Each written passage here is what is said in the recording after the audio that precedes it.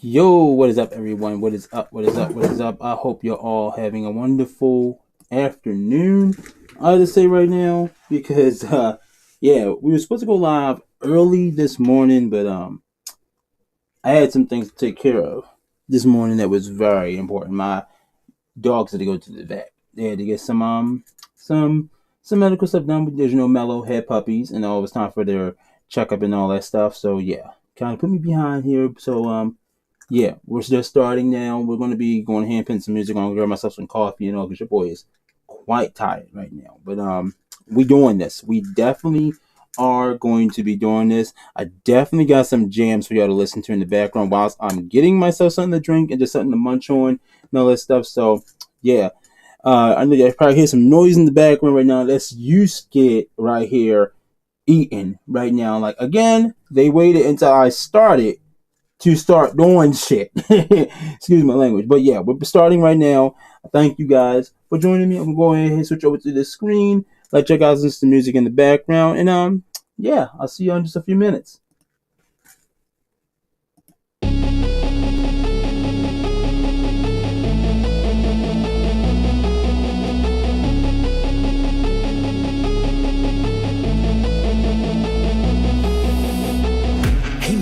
Closely. I know lately you're a bit lonely. Did you know on your phone there's a whole world full of girls you could be looking at, homie? It's true, between me and you, it's only $5 and watch what they do. Let's get high, lose track of time. Come on, man, you know I'm a damn good time. Yo, if they're gonna post it, no clothing, oh my god, so exposed and everything. You might as well see everything, every inch, never leave, a growing need. Wait, maybe you should DM, be friends, pretend, a boyfriend, the deep end. She needs men, she needs you and your twos. Get out of my head, get out of my mind. I need to focus, I'm wasting my time. You make me feel hopeless, I'm wasting my prime. Fuck it, I'm going to war with my mind. I'm in control, my body and soul. Never again will you ever take hold. I've got a purpose outside of this hole, and I'll turn this feeling into something more. I could change, rearrange my brain. Thoughts and energy push through pain. Loneliness is a passing phase. A better life, it starts today. Once hopeless and broken, now I'm in motion. Just gotta stay focused. Keep moving, keep growing. Never look back, got a new path chosen. When we are weak, when we are broken, that's when we're left open. In darkness, it's all of our flaws that keep us hopeless. Numb our minds and choke us. I'm in control of I'm taking off. I'm crying out this hole. I'm finding my soul in my control.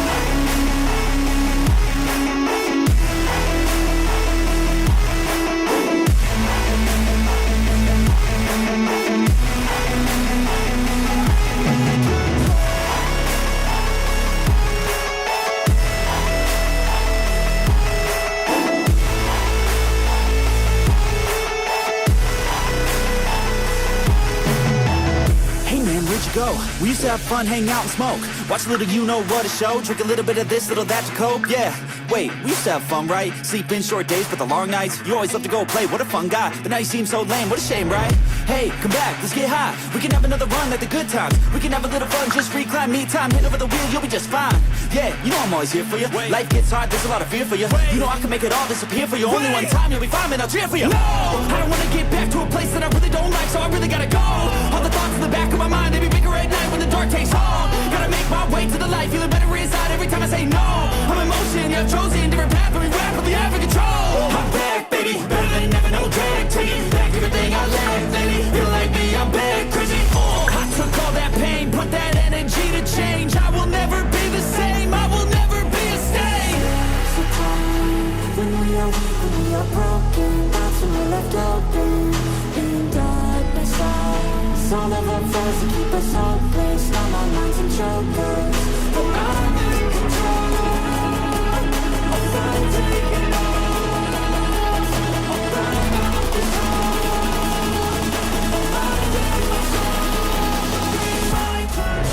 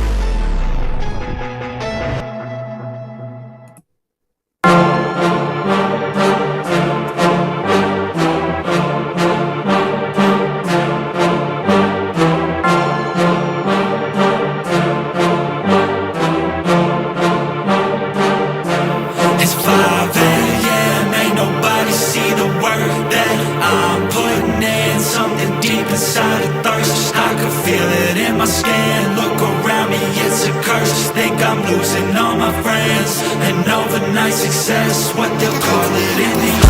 I got this hunger inside of me, violently scratching and clawing. The scars multiplying, I need something more in this life. It ain't finding me, fuck it, I'm done being silent. You see, I need purpose, a reason to think that it's all fucking worth it. A reason to wake up and live in this circus. A reason to fight all my visceral urges. Growing up, never felt like I fit in. I still don't, but it's better when I get wins. On stage, looking out at my best friends. We gon' get real loud till the night ends. I get pissed that I still don't have a top 10. It's a fucking boys club at the top then. Like a frat kid haze just to get in. I ain't doing that shit, I don't pretend. Yeah, I wanna be the best. Always had drive that I had to beat the rest. Yeah, put me in the game when there's only seconds left. When the game's on the line, yeah, you see me at my best. I can feel it in my heart when it's beating at my chest. That's when I lock in, getting better every breath. That's when I'm all in, I can handle any threat. I ain't never second guess, I know I could be the best. Let me tell you what I know about life. Yeah, the more that you push and the more that you fight is the more that you learn. What you got deep inside is the more that you learn, and you find out your why. It wasn't ever that cool to be a try-hard, but all the cool kids didn't make it that far. It doesn't take education, it takes smarts. It takes fucking hard work and a full heart. They ain't see the work that I put in. They just see a rock star with a big grin. That's cool, I don't need recognition. I just wanna be free, that's a must win.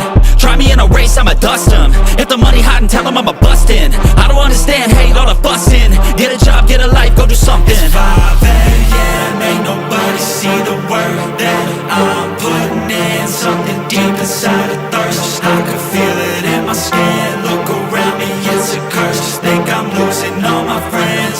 And overnight success, what they'll call it in the end. I got this anger inside of my veins, pumping adrenaline when I feel pain. I don't know why I was born with this, I feel so torn and shit, I can't ignore it, yeah.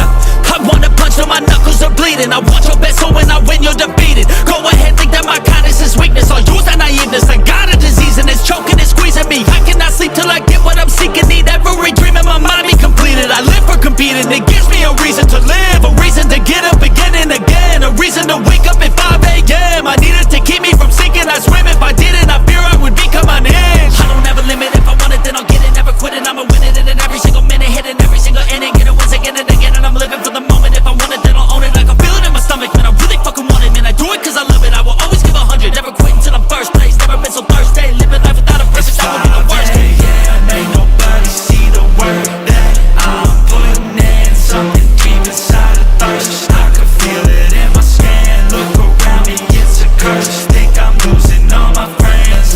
And overnight success, what they'll call it in the end.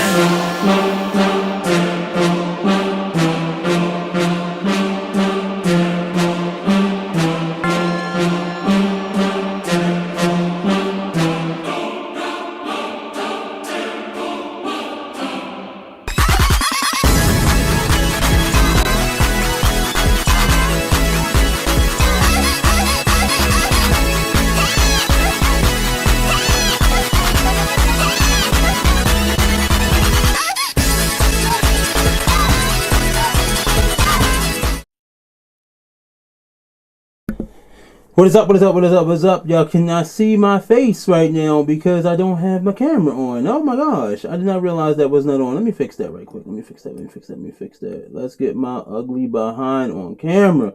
Where in the world is the camera? Bro, I know damn well that camera did not disappear on me.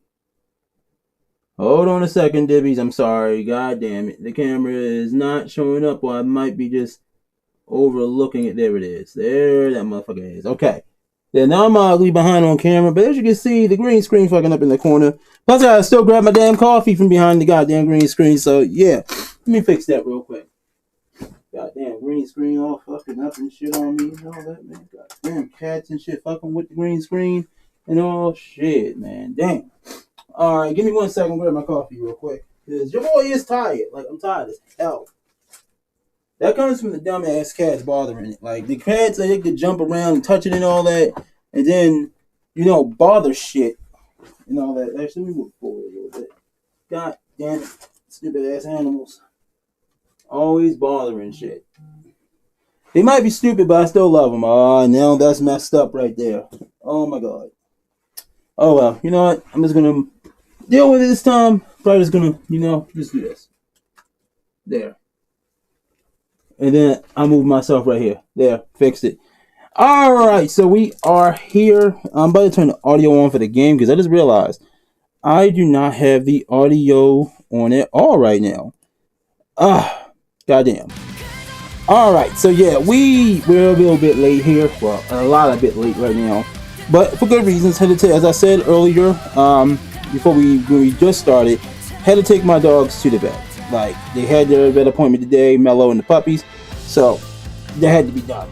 My sissy was taking them this morning. She needed some assistance, so had to make sure that was taken care of. So, hey, you don't like it? I'm sorry, but you know, family comes first. No damn dogs, a damn sure family. Alright, so we are here, Dibs. We are here. Give me one sec. There we go. Alright. So let's go ahead, dive right into this right here. I'm gonna hurry and get through this story because we had the preview for the third and all that stuff today and all that shit. I'll be posting my review for the anniversary and stuff today as well. As you can see, these are the tickets right here for the YouTube stuff right here, the Golden Coliseum right here preview. So we're going to collect that real quick, and we're also going to just jump on over here into our summon pool. We're not going to do no summons. We're just going to do the freebies like always, and we're not going to get shit. We already know we're not going to get shit. So we're just going to skip through it because I don't expect to get a goddamn thing, because we know how Brown Dust is. It's some bullshit. We already know how it is when it comes to the singles. Brown Dust be on that shit when it comes to freebies. Like, it really is. Like, it makes you suffer when it comes to getting a freebie, man. Like, god damn. But we got a lot of juicy stuff for the anniversary coming up. The 2.5 anniversary coming up. So I'm definitely excited for that right there. I'm actually very excited for that. I'm going to go ahead and grab this too real quick. And I'm going to go ahead and see what is available over here. I pretty much collected everything already over here. So, I mean, really don't need to worry about this no goddamn more, because that's done. Alright, so that's pretty much it. Like, I mean, there's nothing else really to grab here other than, you know, the dailies, which I'll do that afterwards. I really want to jump into this story as soon as I possibly can, because one, we are already late as all hell, and you know your boy's dyslexic ass reads slow as fuck. I got 5 hours to get through this right here. Like, this is crazy. Like, literally 5 hours to get through it. I was supposed to start this at 10, and yeah. But we got 10 chapters to read through, so hopefully your boy can do it without, you know, struggling too goddamn much. And now, well, let's go ahead, dive right in. I got my coffee right here. Hopefully your boy survives, but if not, oh well. Let's go. Alright, so it says this story features significant plot development and sensitive themes that are closely tied to Forgotten War. For the most immersive experience, we recommend playing it after you've completed the Forgotten War story. You can revisit past season event stories by selecting the story menu from the home screen. But I don't want to do that. I want to do it now so I can get the rewards. Ooh. Alright. Freya's light covers the gate of the night world in presence of Justia's party slowly fades into the darkness beyond. There's a long pause as Scheherazade in gray gazes at the closed gate in silence. We'll be able to see the Justice again, right? I'm sure we will. We may be apart, but we have a common purpose. So if we keep walking down this path, one day we'll find ourselves standing on the same battlefield. It's just that now isn't the time. A heavy silence wraps around the two. He's right. I have to walk down my own path. For now, let's just focus on what we can do right this moment. At that moment, they feel a gentle presence from behind. It's Ida. It's Ada. Ida. Ooh, what the hell? Oh, it's just notifications. Okay, Ida looks at Scheherazade in gray with kind eyes and speaks. So, you will be returning to the surface now. Oh, Lady Ida. Yes, we're planning to go back. At Scheherazade's reply, Ida nods. Good. That surface will need you. The surface will need you. As Ada finishes speaking, Grace sinks into deep thought for a moment, then asks in a low voice. Lathel, is he gone now? Did he get completely absorbed? There is a unplaceable tremor in his words. In the silence that follows, Freya slowly steps forward. Normally, he would have vanished long ago. There was an overwhelming difference in strength between the two, and the weaker side would have been completely consumed by the stronger. So he will never be able to return to what he once was. No, the noble heart that child carries was by no means small. I do not know what form it might take, but the influence will surely remain. At the very least, that is what I wish to believe. Ada, you always speak of hope. What the humans need right now is that very hope. Of course, it is better than despair, but the world cannot survive on hope alone. I am aware, but still. Ada, you have always been that kind child. Very well. Nothing will change if I repeat myself. Freya lets out a brief sigh and nods. Ada answers with a smile, speaks again in an even gentler voice. So, humans, there is no need to lose heart. Ada's scared voice carries an indescribable power. Moved by the resonance, Scheherazade lowers her head and speaks with a sincerity. You're right. It doesn't feel... where's our cursor over there? It doesn't feel like Lathel has completely disappeared, so I'll try to believe in myself. Thank you, Lady Freya. Lady Ada, I feel much more at ease thanks to you. Looking at Scheherazade, bowing her head, Freya speaks in a solemn voice. You have fulfilled your role here. Now return to your rightful place and fulfill the duty entrusted to you. Ada nods with a warm smile. There are things on the surface that only you can do. At the word of the two goddesses, Scheherazade and Grey nod side by side. After a brief hesitation, Scheherazade carefully speaks. Lady Ada, may I ask you something before we go? Ada gazes at Scheherazade with a warm look. What is it are you curious about? Ask freely. Scheherazade hesitates for a moment, then speaks with a serious expression. Earlier, you asked Jesty to defeat the Master of Dreams.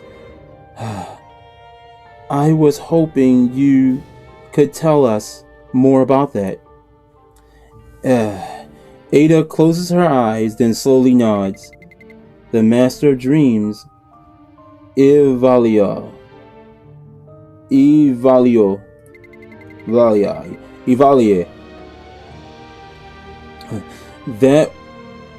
That one has existed for longer than my sister and I.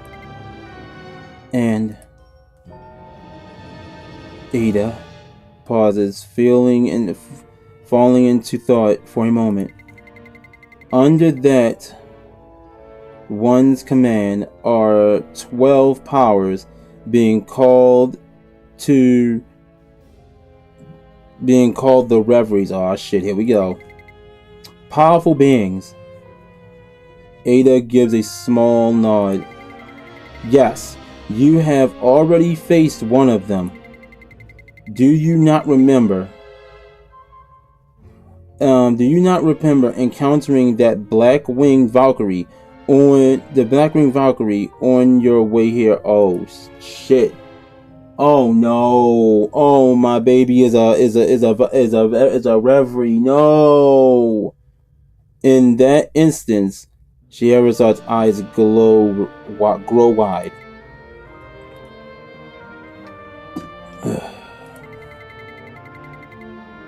Now that you mention it, Grenhilder, what happened to her? At Scheherazad's urgent question, Ada's eyes waver lightly, but she soon regains her composure and answers calmly. Grenhilder has returned safely. She fought with everything she had, but in the end, she only managed to drive the Blackwing Valkyrie back. At those words, Scheherazade in Grey drew a sharp breath. Are the Reveries really that powerful? Ada slowly nods in answers to Grey's question. It was fortunate that the battle took place on the surface. It would have been dangerous otherwise.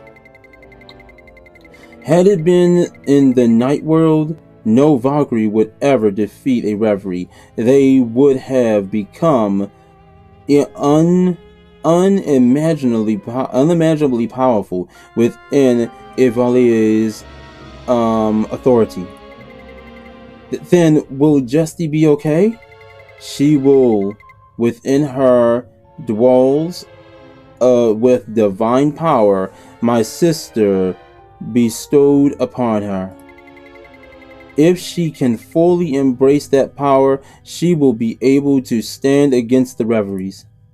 Scheherazade and Grey's faces slowly harden with a tension and caution as they silently listen to Ada. The Reveries and the Dark Valkyrie. This really is a new and never-ending nightmare, Though this tone carries a trace of jest, thus the weight in his words is unmistakably serious.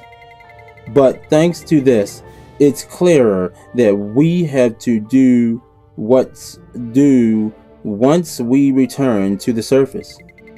Isn't that right, Scheherazade? Scheherazade slowly nods her head at Grey's question. Yes, we can't just sit on our hands while the enemy keeps getting stronger. For Justy, whom we'll definitely meet again someday, we can't afford to stay idle. At that moment, Frelia waves her hand and boldly towards the two of them. Yes, humans, now be on your way. Ada looks at Frillia with a gentle smile before turning her back to Scheherazade and Gray, sending them off with a warm voice. Return to the surface and fulfill the duty that only you can carry out. Scheherazade and Gray etch their own resolve deep within their hearts. Wow. Yo, this is going to be deep, man. Like, this is going to be really fucking deep. I am so mad right now. So my girl is so fucked right now. I'm sad. Like, I know my girl Olivier may not be coming back. I know she's not. The reason why I just know she's not is because of how dark things are right now. Things are so bad. Things are so dark right now that it's incredibly fucked. Like, it's incredibly fucked. Like, it's just so bad, man. Alright, let's continue onward.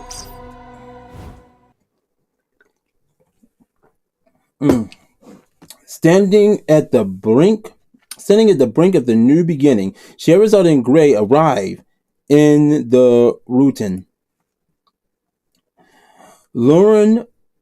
Lionheart's soldiers are lined up formation. Under their escort, the two pass through the castle gates and enter the royal stronghold. Gray's grip tightens around the royal seal, the holy relic that Wilhelmina entrusted to him. The seal is beyond a mere treasure. It is a priceless heirloom, embodied in indelible proof that Gray is the rightful heir to the throne. Wait, is Gray is Wilhelmina this dude's mother? Before long, they arrive before the king's study. Fuck that king. As the heavy doors open, Lionheart stands within his expensive study. No. His expression steady and unwavering. It's been a while, kid. Or should I call you Your Highness now?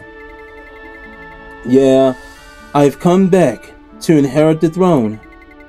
It seems I can't keep calling you kid anymore. Your eyes make it clear that you are being serious this time. Prince Grisgray.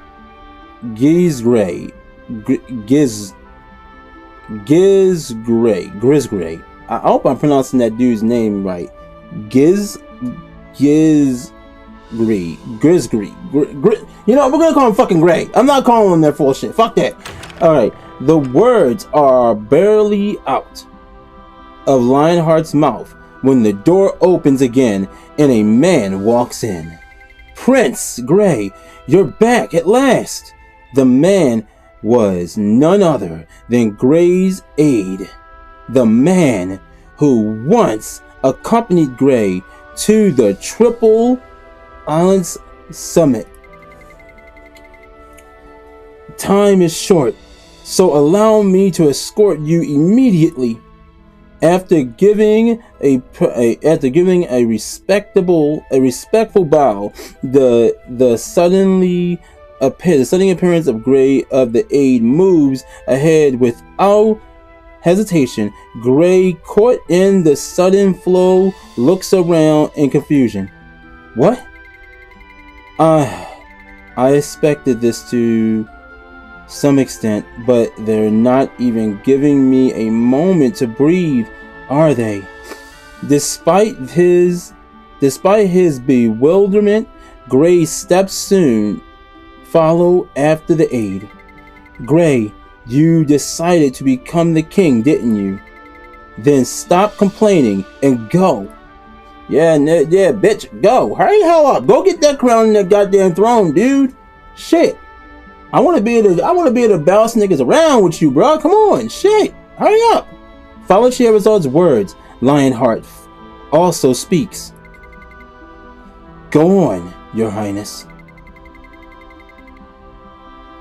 Wow, bruh. It will be a time to great business and a new burden to bear. Within relaxed smile, Lionheart sends Gray off. Gray nods his head solemnly. Gray is preparing to become a true king now.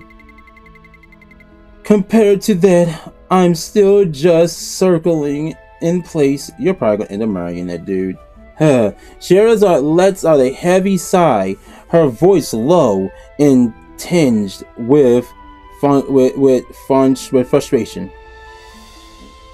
Time continues to pass as Scheherazade is tormented by countless thoughts and worries.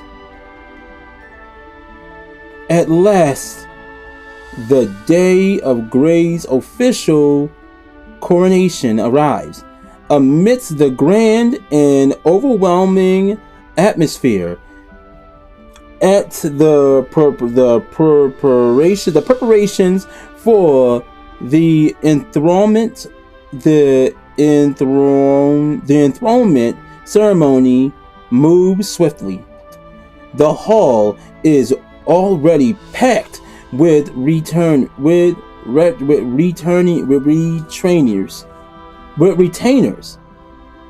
of the routine and the allies from across Sorbonne. The air breathes like a festival. To think I'd live to see Gray's coronation day. Scheherazade murmurs as she looks around, and there are so many familiar faces I haven't seen in a while. Kings of various nations, high ministers, and comrades who had fought by their sides have all gathered together in one place. Yeah, Cher. Oh. What's up, bro? Welcome to the stream. Thank you for dropping by. Please consider leaving a like for your boy Ghost, and please consider sharing it out to the famo for your boy. Olston, can Rue go say hi?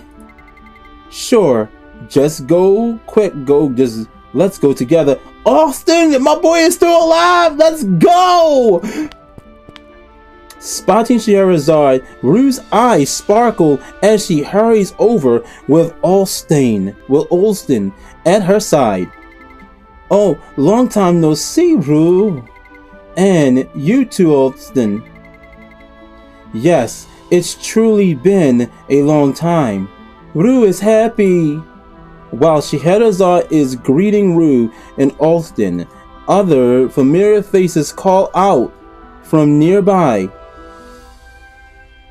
It's Saliva and Ruby. Oh, it's Sylvia and Rubia standing beside her. Oh my, it looks like everyone's here. I'm glad to see you're all safe and sound. Foo. Me too. I'm glad we can all meet again like this. Miss Sylvia, Miss Rubia, too. You've both come, of course. Always suspected Gray would one day claim the throne. Just didn't. Thanks, bro. I appreciate that. Just didn't expect he'd make this decision so soon. The timing is unexpected, yes, but prompted is fortunate. With that vacant throne now filled, the unstable affairs of the Roten should settle to some degree. Yeah, is Gray becoming king like Her Highness Wilhelmina? Yes, Just like Her Highness, he will lead Roten as its king. At Austin's word, Rue's eyes shine with wonder at that moment. Sylvia scans the surroundings and with a smile begins to speak. Fufu, it looks like the coronation ceremony is about to begin. We should return to our seats now. Oh, you're right. The chatter is dying down too. That's enough. That's enough greetings for now, Rue. Let's head back to our seats. Yeah, see you later, Shihara. See you soon, Rue. And it was wonderful seeing you all again. With a farewell complete, everyone departs to their respective places as Scheherazade is left alone. A cold voice reaches there from behind. I can't believe that man is king. Scheherazade turns to the familiar voice, and there stands someone she hasn't seen in a long time. Celia, you're here too. Why wouldn't I be? Didn't you hear from Eclipsa? Maybe I haven't. In any case, something different about you. I can feel something familiar. Well, Scheherazade hesitates, unable to continue with air in her throne. In the throne room grows heavy, and even the sounds of the conversations fade completely. Just then, the voice ominous in beginning of the coronation ceremony. Now we all shall commence the coronation ceremony. We ask everyone to remain silent. Celia lets out a quiet sigh and speaks softly. It begins. We'll talk later. This is important, so don't run off. All right, I'm not going anywhere. The coronation ceremony begins. Silence, reverence, and proceeds calmly as it nears its consonance. Gray raises his voice, firm and unwavering, and speaks in declaration. This throne does not belong to me alone. Once I turned my back on destiny, drowning myself in indulgence as I wandered astray. I closed my eyes before weakness, and at the crossroads of trails, I chose to run away. But now I acknowledge every one of those mistakes and deeply repent for my past follies. Here and now I stand unashamed before the duty heaven has laid upon me.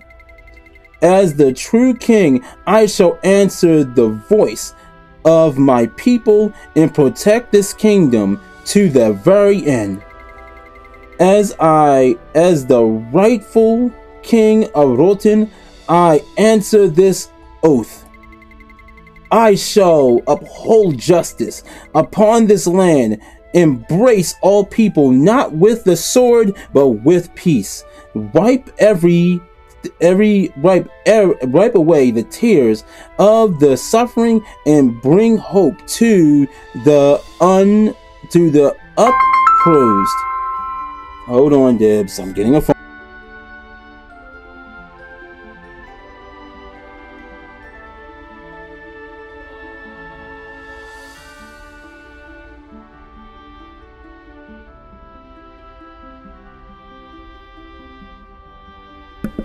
Give me a moment. Be right back, guys. I'm sorry.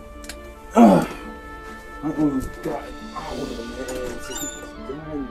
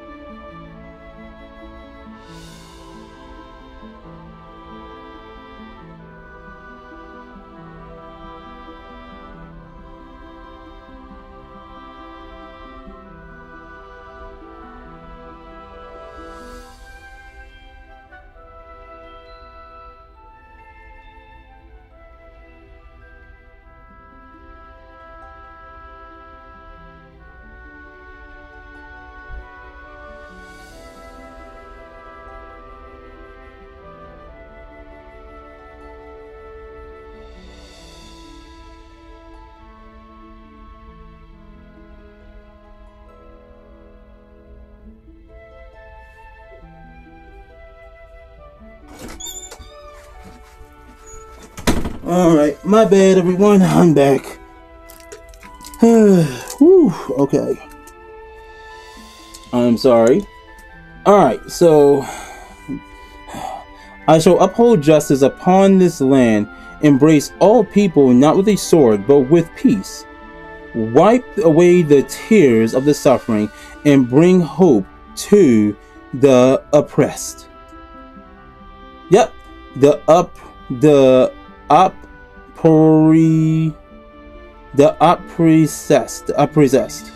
have no idea what the fuck that means, and I hope I pronounced that shit right. So, citizens of Roten, my beloved people, cast off your fear and march forward with me. From this very moment, let us open a new era together. Gray resound declaration echoes, and the next instant,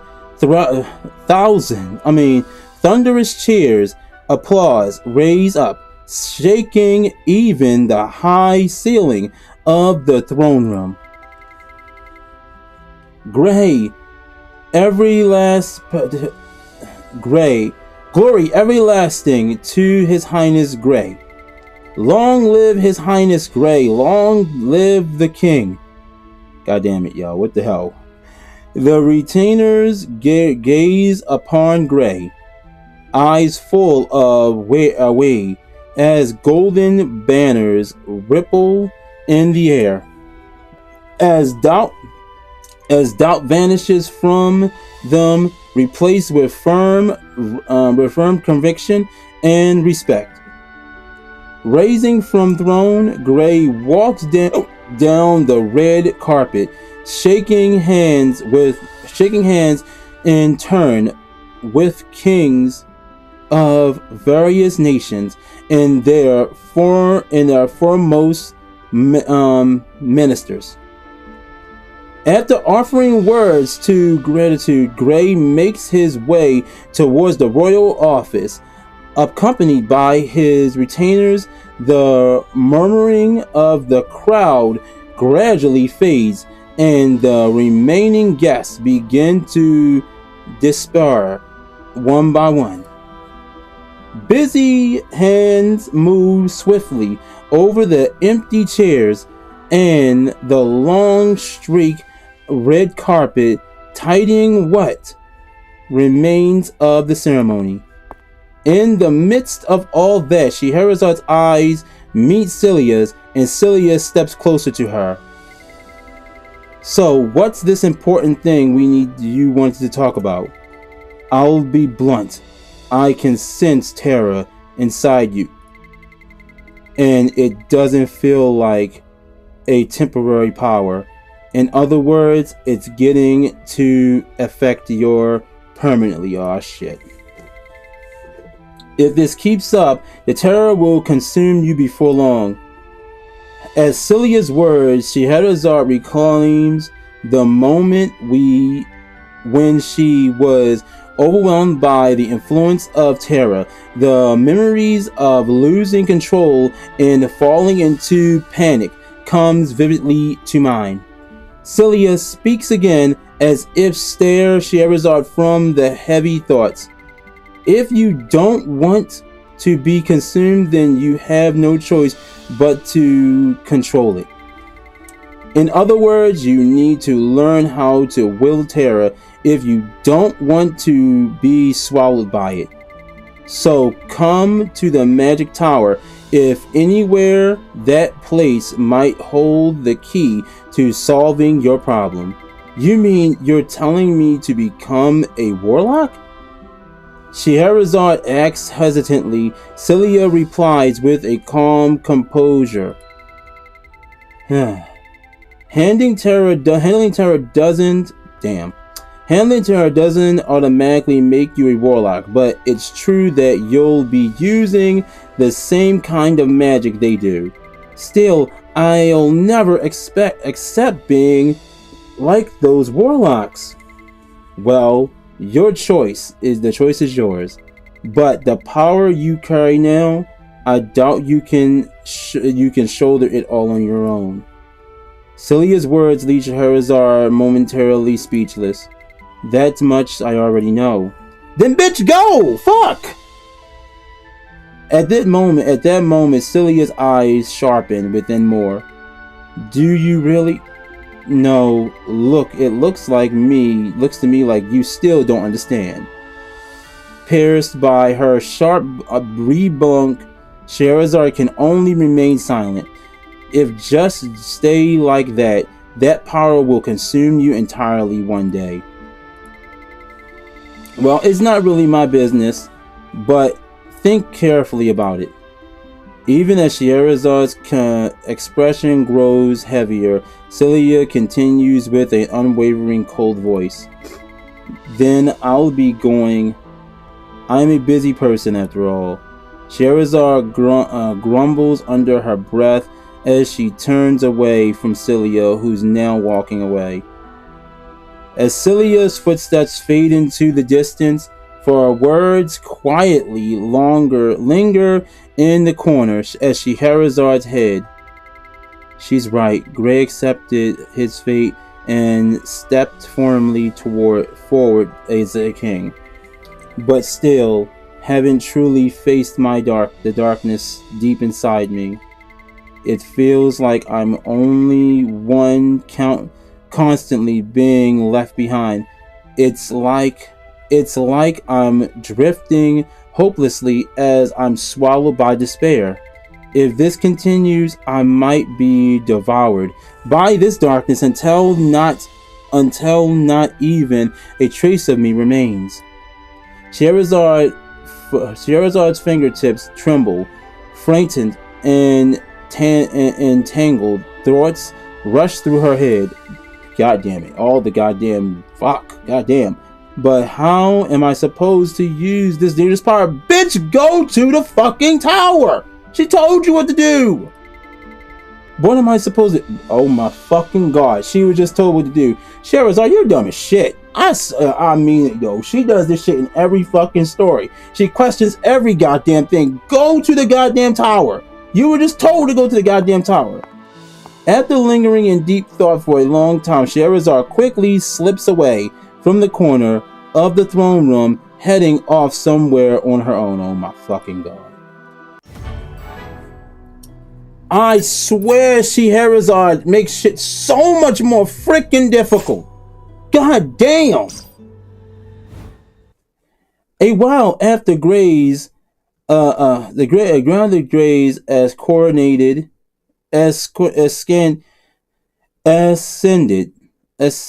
the throne of Rotten, and Rotten was gradually finding stability. News arrives that signals a new turning point for both Rotten and Gray. The message comes in from a letter from Bake,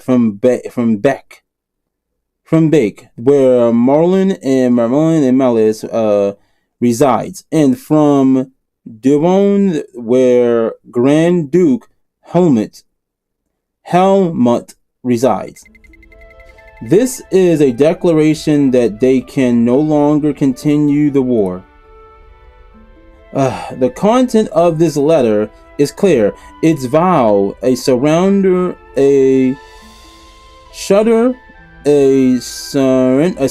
making the end of the long conflict relief spreads across the face of those present.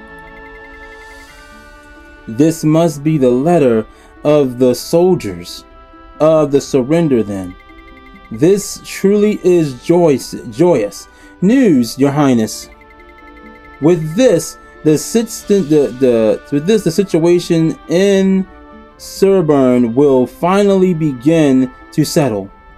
But Gray knows well that this peace is only temporary, and that another war must be prepared for.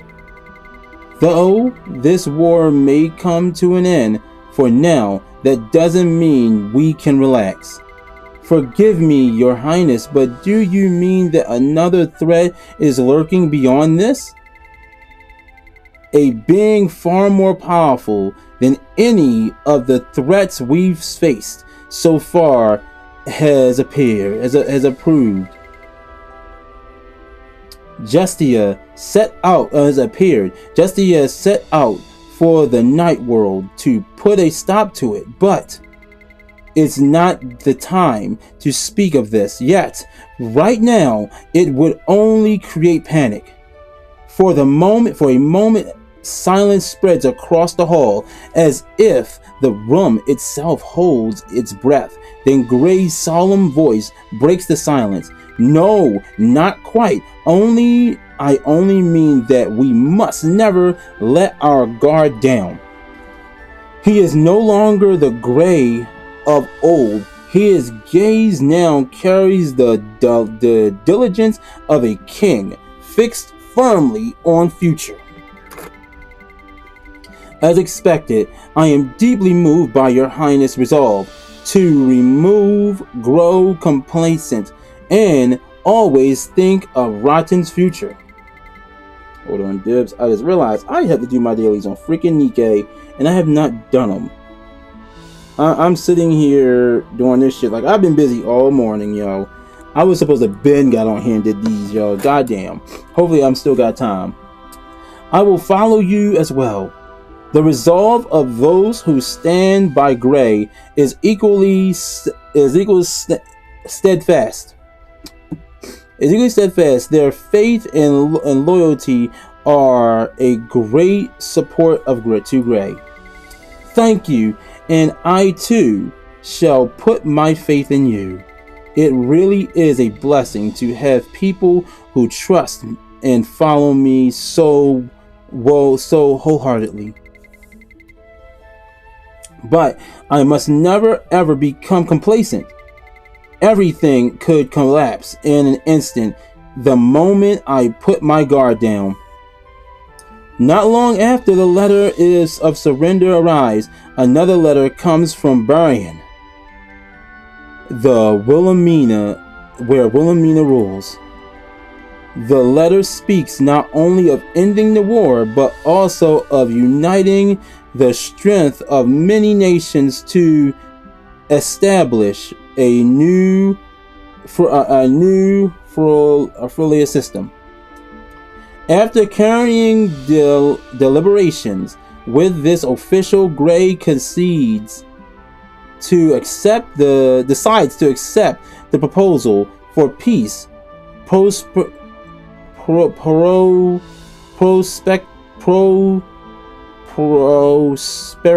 prosperity and new beginnings.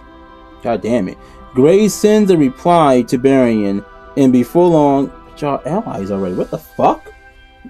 Under Wilhelmina's leadership, an important assembly is held in Rotten. Establish the new Federation and elect to its first chair as the respective representatives of each nation take their seats one by one. Tension and anticipation mix in their air. Though the wounds of long wars and conflict are still far from healed, everyone has gathered here with the hope of new beginning. Has everyone arrived? So it seems. Then let's begin the meeting. Before that, I would like to say a few words. The scars of the war have not fully healed, and I know there are those who still find it hard to greet one another warmly. I understand I am no different. Wrongs are wrongs, and the rift of resentment still run deep. Wilhelmina speaks sharply, casting her gaze towards the representatives of Beck and Deron.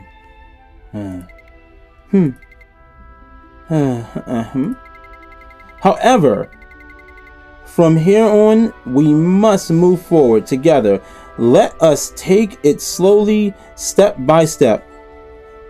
At her words, everyone glances toward Beck, Dewon, representatives, then quietly nod. Of course, it is not easy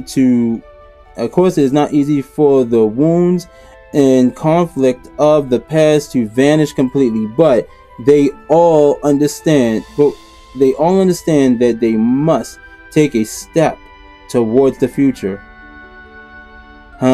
Breaking the short silence, Wilhelmina slowly begins to speak. Then before the meeting, let us start with introductions.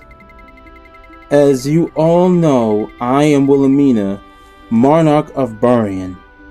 I am also the one leading the establishment of the new federation that will be founded here today. Wilhelmina's firm voice fills the room. When the introduction ends, Gray clearly speaks up. Before I introduce myself, I wish to say how truly glad I am that such a meaningful gathering is being held here in Rotten. I hope I'm pronouncing the name of that bit of that shit right, because I know I'm fucking it up. I know I am fucking it up, but hey, unfortunately that's how it's going to be. I'm Gray. I'll retain routine who has recently assigned the throne. Gray introduces himself in a voice that carries neither heaviness nor lightness, but a measured weight. After Wilhelmina, Gray's introduction the representatives of each nation take turns introducing themselves. When all introductions come to an end, Wilhelmina slowly scans the room, her gaze resting on each of the representatives before speaking. As you all know, for a long time, 5 kingdoms are sovereign under the dominion of the Korean Empire, have turned against one another for their own prosperity. But hold on 1 second, Dibs. I'm sorry. I just want to continue doing this. It's just the fact that I'm starting so late. I'm rushing to get through this before I had to go pick up my nephew from school and all that shit. So yeah, I didn't expect to be at the vet that long. Give me a few seconds here. I'm sorry. Click that. Boop. Like I said, I'm doing my dailies on Nikkei right now. I'm rushing through them actually. At the moment, I'm actually putting them on the battle modes I need to go on. It's just the fact they're going through what is it called?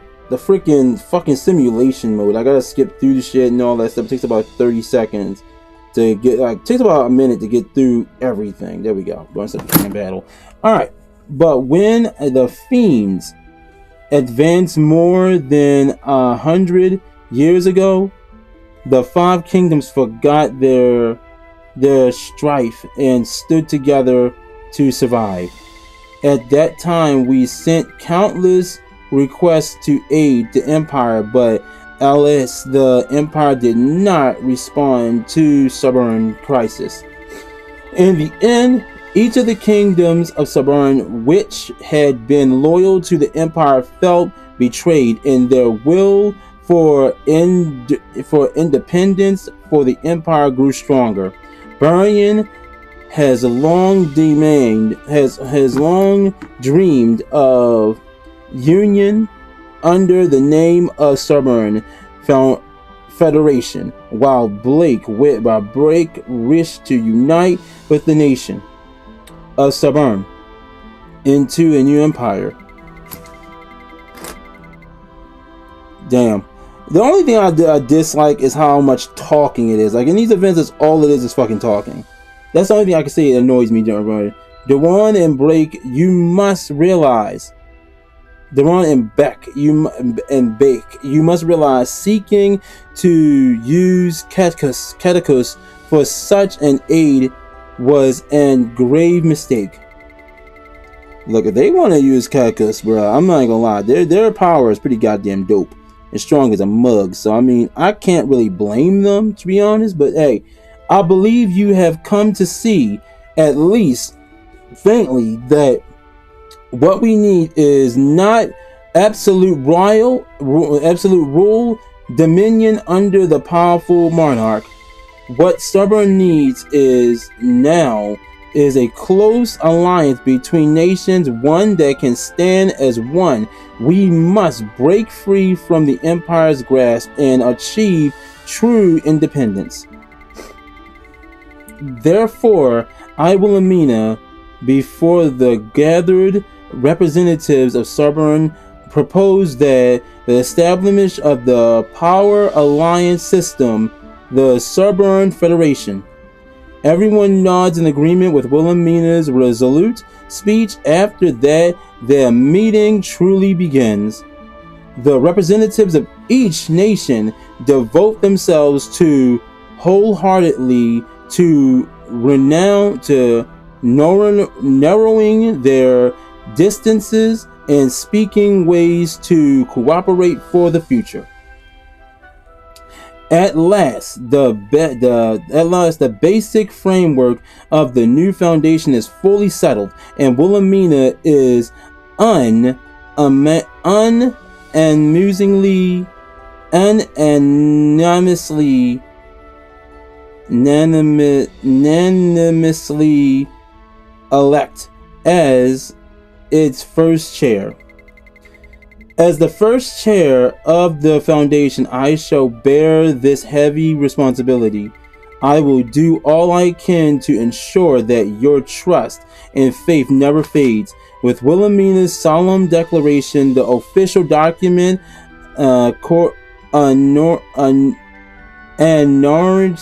the birth of the new foundation is clearly unrolled.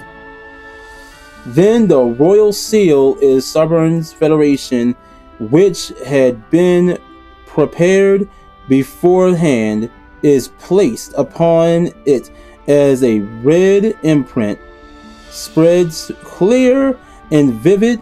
The hushed exhales escape someone's lips. Thus, the birth of the Stubborn Federation is at last made official. Faces everyone present are overflowing with emotion and shining with hope. From this moment on, we are one, and this is the new beginning. As Wilhelmina's solemn voice echoes, a determined flame flickers in Gray's eyes as well. Oh my fucking god, this is long. Shit. Now nations are bound together in one union, formally resolved as to drive away the darkness and bring light to Stubborn. It is the birth of a new federation, one that will be chained grandly into pages of Stubborn's history.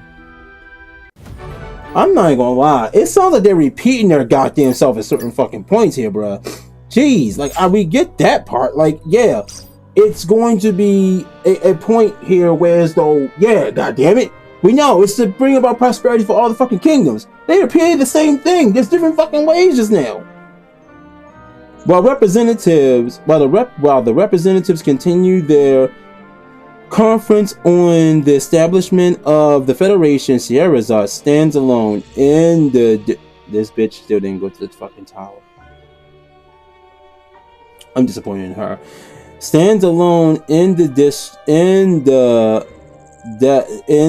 deserted courtyard within the royal castle. The growing unease that's spreading with the power of terror within her weighs upon her like an inescapable sin that no words can soothe. This power, can I really control it? Scheherazade lets out a deep sigh, quietly leaves the courtyard, heading to somewhere else. Oh my fucking god. In the chilling night, she makes her way to the edge of the dark forest outside the castle walls. Upon the moonlight, the cold air brushes against her skin, but she gathers her magic, focuses only on her inner self. All right, one more time. Sherazade murmurs softly, raises her hand and summons mana. She repeats countless spells. A barrier expands, yet none of them brings her the result she speaks. This won't do. The more Sherazade uses her mana, the more she painfully realizes that the imperfect power of terror is spreading and making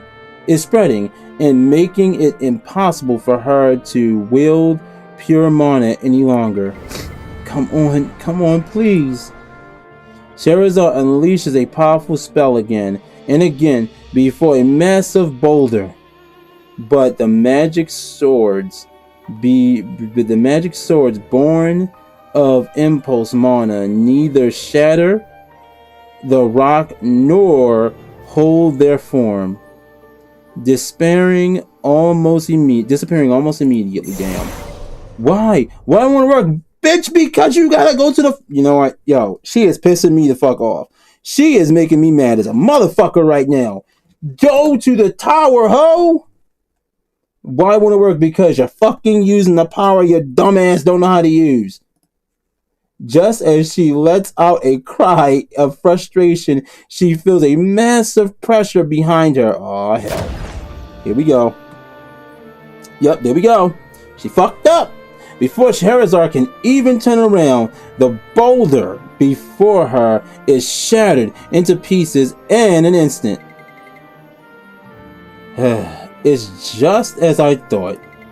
Celia, you hadn't gone back yet. The pressure belonging to Celia removed Sherazade's startled expression. Celia nods calmly and speaks. If you keep casting with impulse, with impure mana, the side effects will only grow worse. See, I don't know, Sierra is too fucking stubborn, bro. Now that you've awakened to Terra's existence, escaping its influence completely is impossible. Ho, listen. Celia pauses and takes a quiet breath before continuing. I told you before, your best option is learning how to control terror properly. At those words, Sherazade gaze wavers. Sherazade, please, for the love of fucking God. And if I end up being completely consumed by terror's power, that's why I told you to come to the magic tower. I'm sure Master will know what to do. She won't fucking listen. Sherazade hesitates Celia's suggestion and murmurs to a small voice. But doesn't that mean the only path left for me is to become a warlock? Bitch! You're a fucking witch. You use magic regardless. Ho, all because you end up being a warlock, does that mean you're fucking... You know what, I'm done. Warlock this, warlock that. Warlock this, warlock that. I'm a mage who uses terror too. So what are you saying? You don't want to end up like me? Aw, damn. Disrespectful bitch. I saw that coming. That's not what I meant. Bitch, that's what the fuck you saying though? Well, as I've said countless times, the choice is yours. Man, leave her to die. Leave her to die, Celia. Fuck it. Leave her to bitch to die. Leave the bitch to die. Fuck it. When the sun sets tomorrow, the night falls. I'll wait for you on the road to the magic tower. Think it over carefully. Until then, will you surrender to the terrifying power? Or will you face the darkness and make it your own? Don't be late.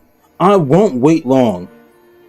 Tell her again, Celia. Celia says dispassionately,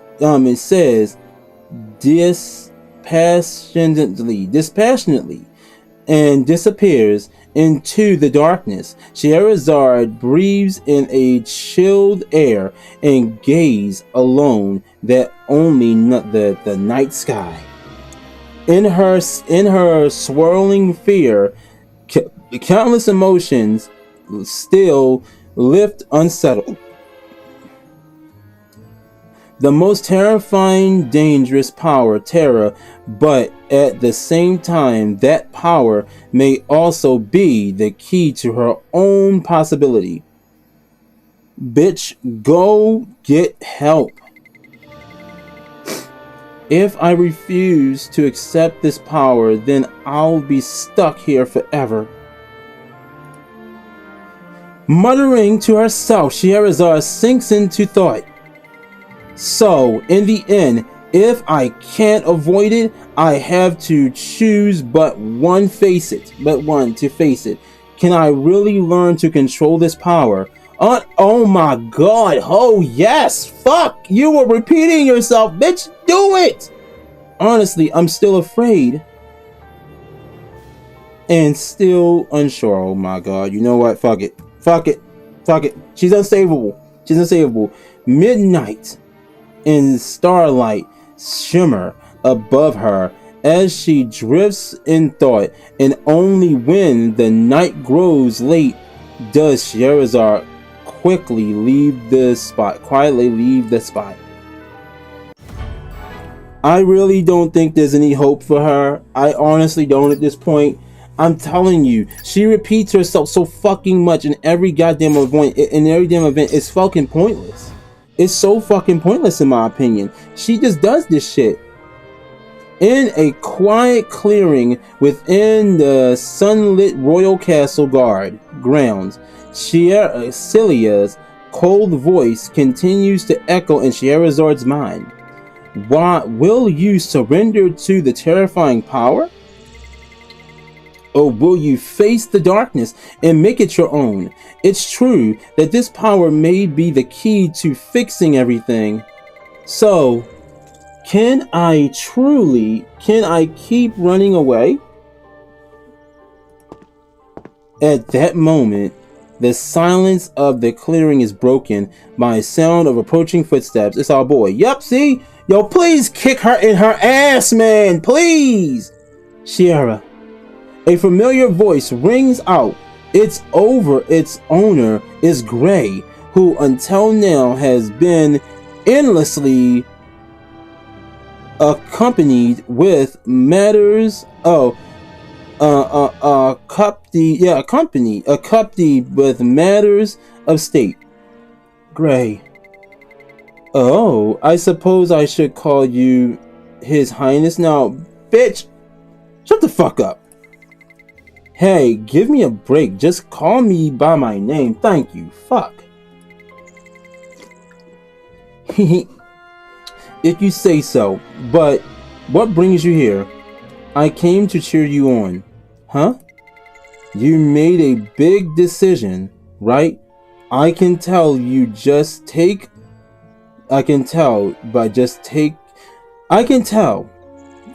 by the look on your face. Still, I'd like to know at least what it is, if it's something I'm allowed to hear. Okay, I'll tell you.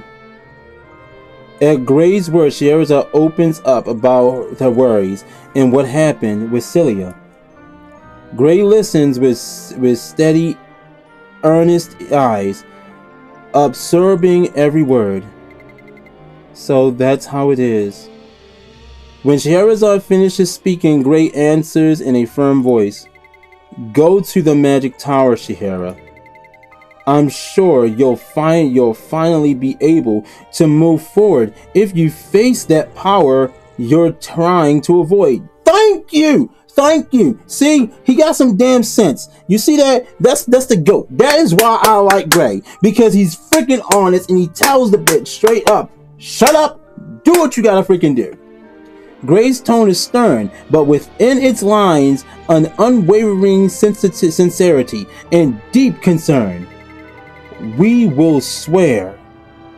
In Azure memories, we all saw the Azure memories that terror is dangerous, power that must be treated with caution. If it isn't handled properly, you could meet the same ruin as Ezra, my father, or Boros. But Shiera, you're a genius mage, aren't you? If you can master the mighty power of terror, then surely you'll become a mage far greater than any apostle. There, Gray's words stir something deep within Scheherazad's heart. But I'm still afraid. Shiera confesses her unease.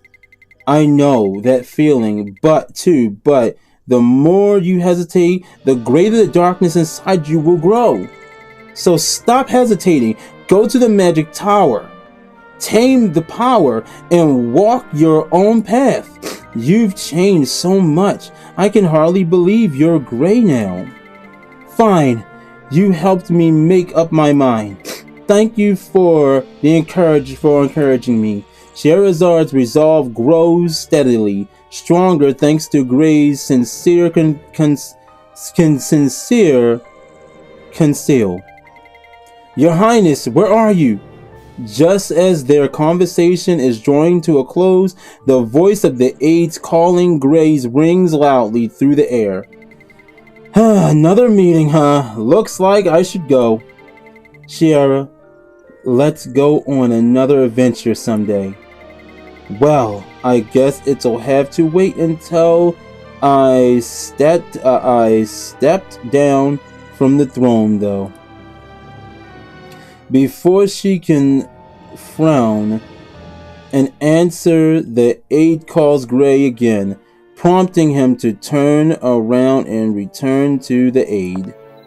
And before long, quiet of night descends. Scheherazade walks alone a path, starlight scattered across the darkness.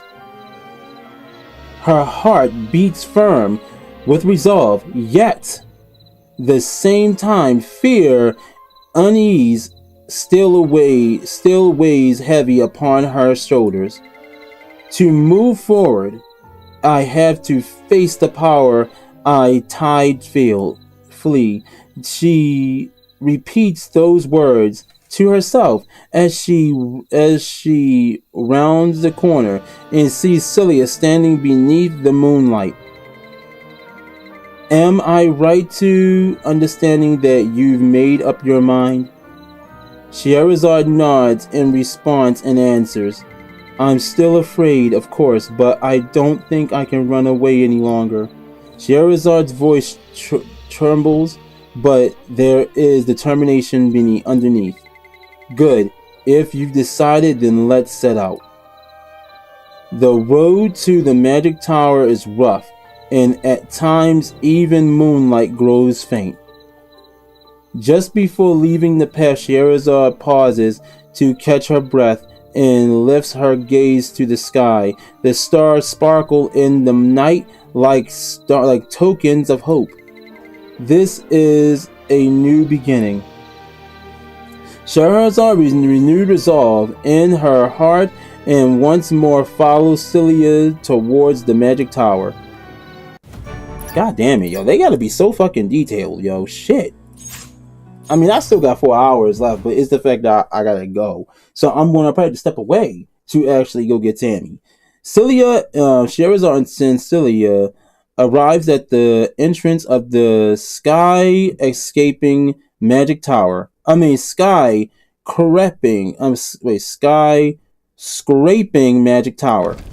Celia carefully pushes open the heavy doors. with Scheherazade following closely behind her. Once inside, the two head straight for Eclipse's office. Hold on, let me go ahead and start the next mission on here. The construct magic tower, the immense size of the outside interior feels calm and orderly. Kiss my ass, Shadow. Calm and orderly. Where the hell was I?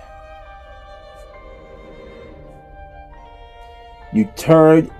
But thank you for coming by, bro. I appreciate it. You can do it. I believe in you. I know I can. I'm just rushing right now because I have a limited time. I didn't start on time today. I had to go to the vet with my dogs. Ancient tomes line the walls, and in the center of the room floats a glowing crystal orb radiating a gentle light. Scheherazade looks around and murmurs, "This place hasn't changed at all." Just then, a familiar voice reaches her ears. Eclipse steps into view behind her. Jesus fuck. Sexy. I'm sorry, God. Forgive me. God damn. It's been a long time, Shadow. Welcome back to the Magic Tower. Thank you. Thank you. Thank you. Yeah, I'm glad to be back. And I ain't her. Shit. Eclipse heads to hand. Eclipse head off the Magic Tower. Head of the Magic Tower. Greets Scheherazade and then turns a firm gaze towards Celia. Hold on 1 second, Dibs. Give me a moment. I am sorry. I just want to see how far I am into my dailies here. Oh, 1 mission left and I'm done. So let's just go ahead and level up a random piece of fucking equipment. Go ahead and do this. 1, 2, 3, boop, and done. I think I did too much there though. Fuck. Go to the lobby. Let's go here. Collect all that. Bam. Go here. Give me a sec, Dibs. I'm sorry. Go here to my weeklies. Collect that. Then go here. Collect this. Alright, go here. Boop. I'm sorry. Give me a moment. I heard when you called Morgan, and I said I could chat with you for a stream, but I guess you didn't hear me. Oh, shit. Hold on. Let me just hit you up in the boys. And I had no idea. I'm sorry, man. I really did not hear you, bro. I damn sure didn't. I'll call the boys. Hopefully, Koi don't pop in here and drop the N-bomb, because I'm going to completely stop my damn stream. Because he doesn't pay attention at times, and we both know he don't. Hold on, give me 1 second. I gotta do my reruns real quick on Nikkei. Skip. What up, Shadow? I trust that you had a good trip, Celia. Give me 1 second, Dibs. I'm sorry. I really don't want to miss dailies, considering we have 2 Lemmies coming up right now on Nikkei, and then we have all these Lemmies coming up on Brown Dust. That's why I'm pushing to get all this done right now. Okay, that's good. Give me 1 sec. Boom. Now I'm gonna let y'all know, Dibs, I may have to step away for about 15 to 20 minutes during the middle of the stream here to go get Sammy if I'm not done by 3:50, by 3:45, by 3:45. If I'm not done, I will have to step away and I will continue when I get back, so just bear with me. But if y'all need, I will leave my boy Ghost and my boy Shadow here to entertain y'all and all that stuff. If y'all want to talk in the chat with them, they'll be here. Alright, here we go. Where was I at? Of course, it was a question from you after all. Fufu, there was no one but you. I could send as the Magic Tower representative. It's been quite a while since you last stepped outside, hasn't it? I wonder if you enjoyed yourself. It was still filled with boring people, nothing special, just tenders and dull. Oh, ew, damn, fuck. So disrespectful, shit. I mean, that's what I love about Celia, though. I like the attitude. She's like, I don't give a fuck. I don't give a damn. I'm only here to get this shit done. I like this shit about her. That's what I like what she told Silly, the fucking Sherazade just now, Dibs. The fact that she's telling Sherazade, bitch, do what you gotta do before you die, okay? Just do it. Master, I know you wish for me to live out in the wander in the wider world someday, but I like being here with you. Fufu, I suppose I was too hasty. You're free to do as you will, Cilia. Eclipse gently strokes Cilia's head. Her cheeks flush red and she gives a small satisfied smile. Then Eclipse turns to gaze at Scheherazade, back at Scheherazade. I've already heard Terra's indelible mark has been encroached into your body. Ew, that sounds so fucking bad. And so you wish to learn how to control Terra.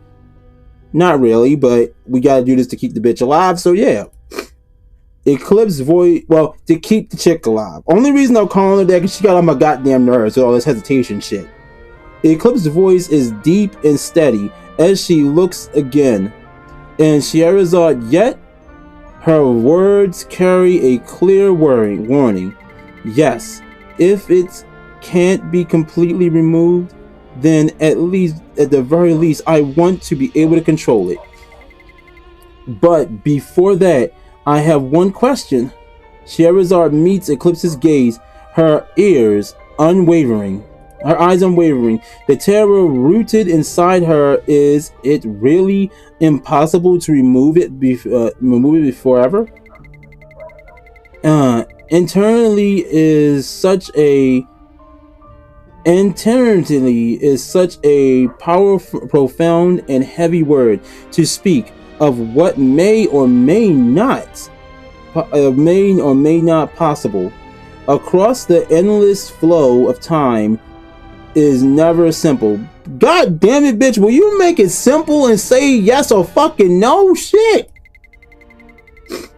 But I was born within terror. Oh, well, that is very true. You're a fucking succubus, so you were born within that dark shit. So I get that.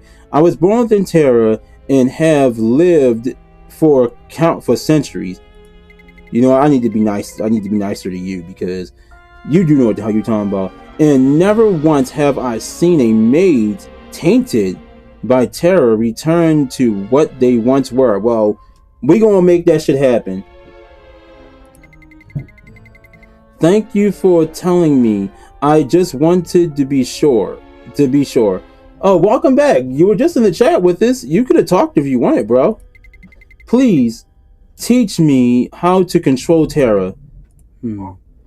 Eclipse falls silent for a moment, then gives a slow nod. Do not worry. I will do all I can to help you adapt. But as you surely know, terror is a force far more dangerous than you can imagine. If you reach for it carelessly, you may be surrounded by it, or entrapped, or succumb to its power. That is why I will strictly limit your knowledge, in your power, and keep your training under control. God damn, she said, bitch, you are not ready to go all in. Do what that's okay. I won't be real. That's what she's saying. Do what the fuck I say if you want to live. That's literally what she's saying to her. Handled wrongly, it could bring disaster not only upon you but upon everyone around you. For a clever and talented mage like you, it may leave swiftly and stiffly, but I hope you understand that it is for your safety and for the magic tower. Yes, I'm prepared to endure whatever it takes. Scheherazade answers with a firm resolve. Seeing that determination in her eyes, Eclipse smiles and speaks. Fufu, thank you. Then shall we begin right away? Hell yes, let's get this shit over with. God damn it, I want to see a new version of this hoe any goddamn way. Let's go. Fuck. I should teach. What'd you say? I said, read with more confidence, fam. God damn it, you gotta fuck with me, don't you, bro? I'm like the only person that can joke around with you about that, because we both have the same issue. I know. Yo, dyslexia fucking sucks. Yes, it does. First, I should teach you the knowledge you need to. First, I should teach you the knowledge you need. Where should I start explaining? I suppose it should be with the. What the fuck does it say? Chanhe's son and release of terror. Okay. I'm just gonna comprehend that shit, and I'm gonna say she's basically saying enhancement there, because I don't know what the fuck that says. I can't see it because I'm on Discord with you. So it's cool. But wait, what? They won't let me play like what a video the on YouTube. the consensus? You know what? We hit this. What we got Google for? That's what we got Google Translate for. As a matter of fact, we're gonna go right over to Google Translate and see what the fuck this word is, because I don't know. You're right. Cohesion. What the fuck does that mean? How do I? What the hell? Okay, can I please go back? Cohesion. Okay. What is the definition of cohesion? I don't fucking know. The action or the fact of forming in united whole. What the fuck? So basically, what the fuck I say? Okay, cohesion. So wait, what? The cohesion and release of Terra? Master, I think you already lost her. Yes. She's slow as fuck, just like me. So please, can you use small words? Cause goddamn, you might have to start with a very yes. Please, god damn it, the basics. Go to basics. That's terrible. That's troublesome. The truth is, I've never had a disciple who hadn't already been composed. Oh, wow, exposed to terror. I'm not sure where to begin. Oh, god damn it. We have a negligent teacher right now. Fuck. We gonna die. We gonna die here. We gonna die. Yeah, we did. It's over. Oh, how is it done in magic school? When the first learn magic, well, we begin with history and mana and its development.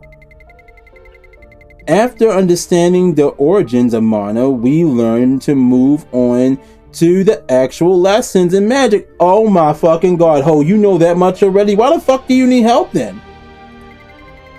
If that's the case, that should be easy enough to explain. The history of terror is, in a way, the history of those who sought to rule over it. Let me tell you an old tale. Titties. Yep, we're gonna get this real quick. Thank you very much. Thank you. Alright, let's continue. Alright, Eclipse glances calmly at Sherazade and Celia, who are gathered around the crystal orb, before beginning to speak.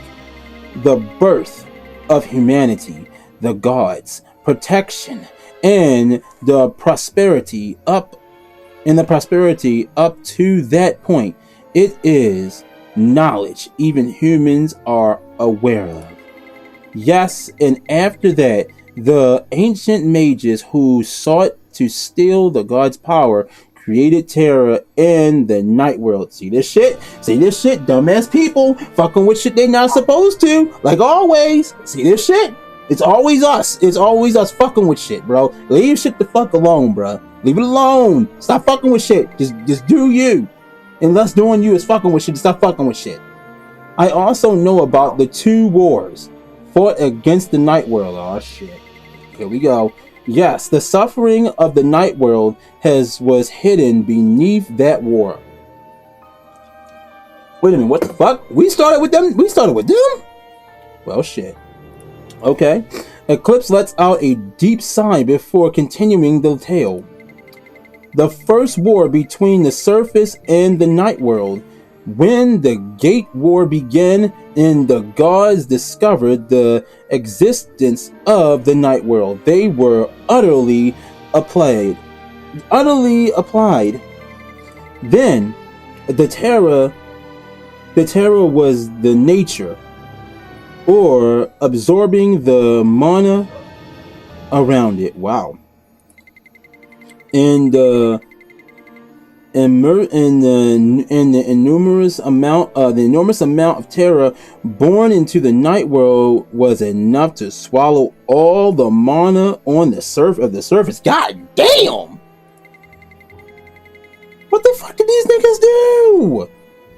The gods dispatched angels and Valkyries into the night world to wipe it out completely. Aw, shit, see? Here we go. These motherfuckers caused an all-out war between two severed motherfuckers who really didn't need to fight each other for no goddamn reason. But even the angels and the Valkyries were consumed by terror, and the night world would fall into corruption. So you're telling me the wars would cause the night world to fall into corruption? They weren't already corrupted, so yes. Once again, the humans caused the fucking problem, bro. God damn it, man. This ain't looking good, bro. Like, I'm at this point in this game, like, yo, why are y'all trying to save our asses at this point? Unable to bear it any longer, the gods resolved to join the battle themselves and set out together to the night world. Oh shit, here we go. Zeus and goddamn Odin going out on a fucking tirade to fuck niggas up again. Ah, damn. And so the war raged on without end. Countless gods, angels, Valkyries, and ancient mages lost their lives. Yeah, over dumbasses. Yup. At last, the gods nearly destroyed the ancient mages, but it was impossible to annihilate all the terror of the night world. In the end, the gods destroyed the gateway to the night world and sealed it with a powerful divine barrier. Only a very few returned to the night world, Norgia among them. After the goddesses of Norgia married a human and gave birth to the demigoddess Ida in Phrygia. So, oh, that's right. In that case, well, no, she's a Valkyrie. No, Justia's mother was a Valkyrie. See, Olivia was a Valkyrie. She wasn't a goddess. So, I don't know what the fuck that makes her. I guess it makes her a half Valkyrie or some shit. As a result of the first war, most of the gods vanished into the mana, and the surface saw then the such as environment, the only beginning who could flourish were humans. And so the age of humanity began. Eclipse pauses the story for a moment. Her expression hardening, she exhales sharply before speaking again. But the night world still remains. The ancient mages had nearly vanished. Yet, in the night world, boring the terror, the dark races begin to emerge. Countered around the forced races, 5 nations were established in the night world. The land of the fallen angels, the world of the radiant and the divine ravens. What the fuck, the divine raven? The land of the vampires. I would probably go hang out there. Nah. I'll probably hang out with the fallen angels instead. The world of the the land of the vampires, the world of the vampires, and the Wait, what is the difference between the land of the vampires and the world of the vampires? Okay, I think I think there's this bad translation there. I'm confused on why that's there twice, but whatever. The land of demons, the world of demons, who speak only power and confrontation. The land of the undead, the world of the restless and dead Taurus. Okay. Okay, I get it. The land of succubi, which is where the hell she's from. The world of succubi. Who speaks village and energy resil. The inheritance of the 5 nations surrounded themselves to the impulse of the Terra, living endlessly in pursuit of power.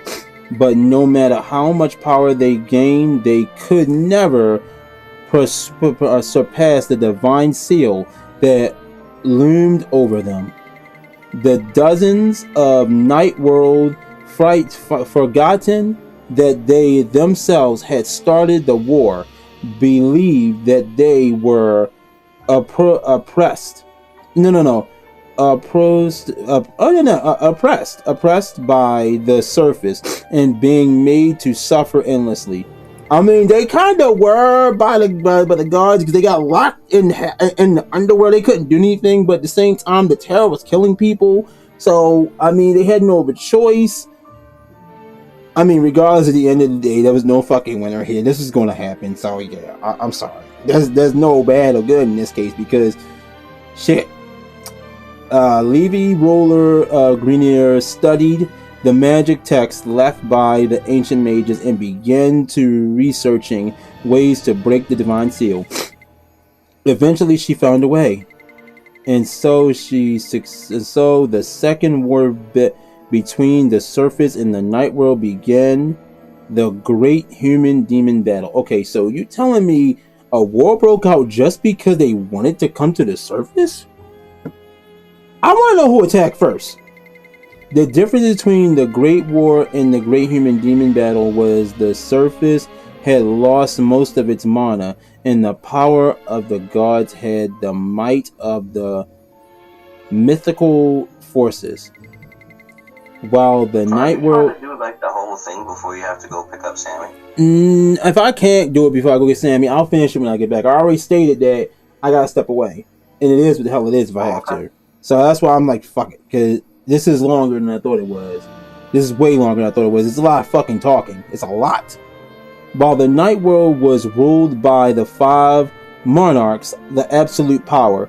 The problem is, once I get Sammy, I have to leave by 5:30 because I had to still get back in time to get Terry. I thought I was going to do this at 11 to 10 this morning to 11. I didn't realize dogs had an appointment today, or I would have did this yesterday and said fuck everything else. However, the Discern Night World could not wield their full strength, since there was no terror on the surface. In the end, the humans, along with Frilia and Ada, drove them back into the Night World once more, and Ada poured all their divinity into restoring the seal of the Night World. It was at this point that Ada reverted to the form of a child. Whoa, what the fuck? Wait. So you're telling me, hold the fuck on, I gotta make sure I get this right, because there's another character that has the ability to do that shit. And I was just thinking about it. She pulled a scald. She pulled a fucking scald, Dom. She pulled a fucking scald. The bitch had the ability, she used up her magic and she went back to being a kid again. There's another character that did that in a show we watched. Or another game. What the fuck am I'm thinking about another damn something else here. Where they used up all their magic and they reverted back to a child. Mana! DC! It was freaking Mana. Mana used up all her magic and she reverted back to a goddamn kid. It's as the point that Ada reverted back to a child. Okay, I did that part. This is the origin of terror and the history etched into this world by the very existence of that power. I want that goddamn screenshot and I did not get it. I'm going to go back and get it later, Dibs. Sherazade lets out a long breath, letting the weight of the story sink in. Eclipse soon smiles and speaks. Fufu, that was quite a long and boring tale, wasn't it? Hell no, it wasn't boring. I answered a lot of goddamn questions that I wanted to know. The truth you will handle from now on is not just simple, but power. Simple power. You must understand the deep darkness and truth of this power. This gave me a lot to think about. I feel the danger ahead is far bigger than I originally thought. Fufu, that's perfectly natural. Training will begin in earnest from tomorrow, so rest for today. Alright, I look forward to your guidance.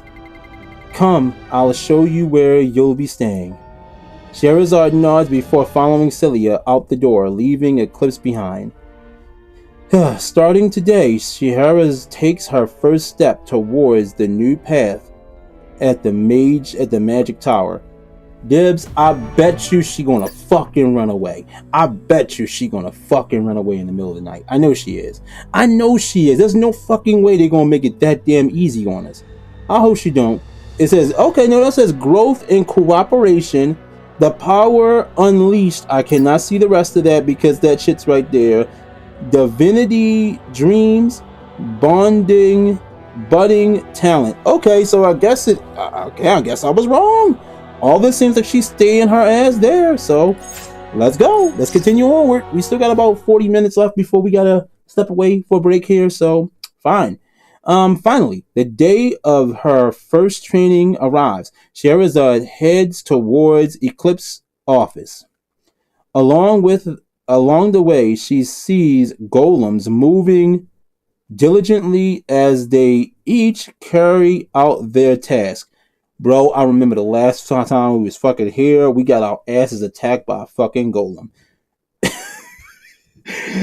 Yo, I'm not lying. A golem was like literally went on a rampage. We had to destroy that bastard.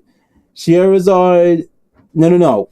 We opened the magic tome and yeah, the golem got pissed and we had to whoop his ass. I think it was during the Mashoko Tensei collab actually that it happened.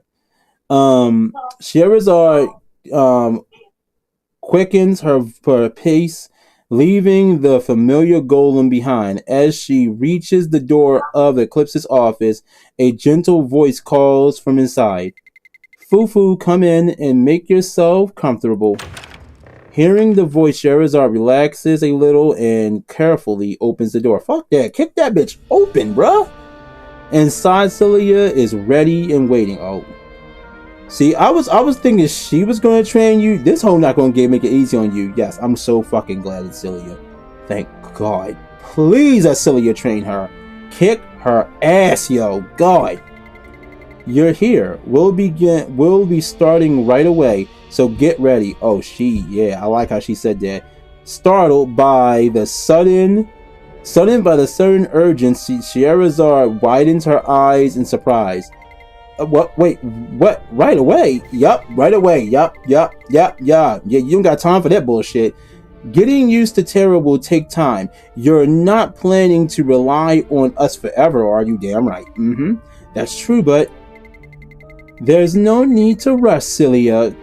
She came here prepared, so don't push her too hard. Nah.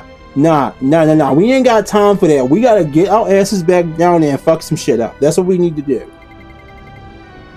Now let's begin your training. The first step is to understand the basics of Terra and control it. Oh my freaking God, bro! She just told you this yesterday. It's extremely understandable and dangerous power, so you have to handle it with care.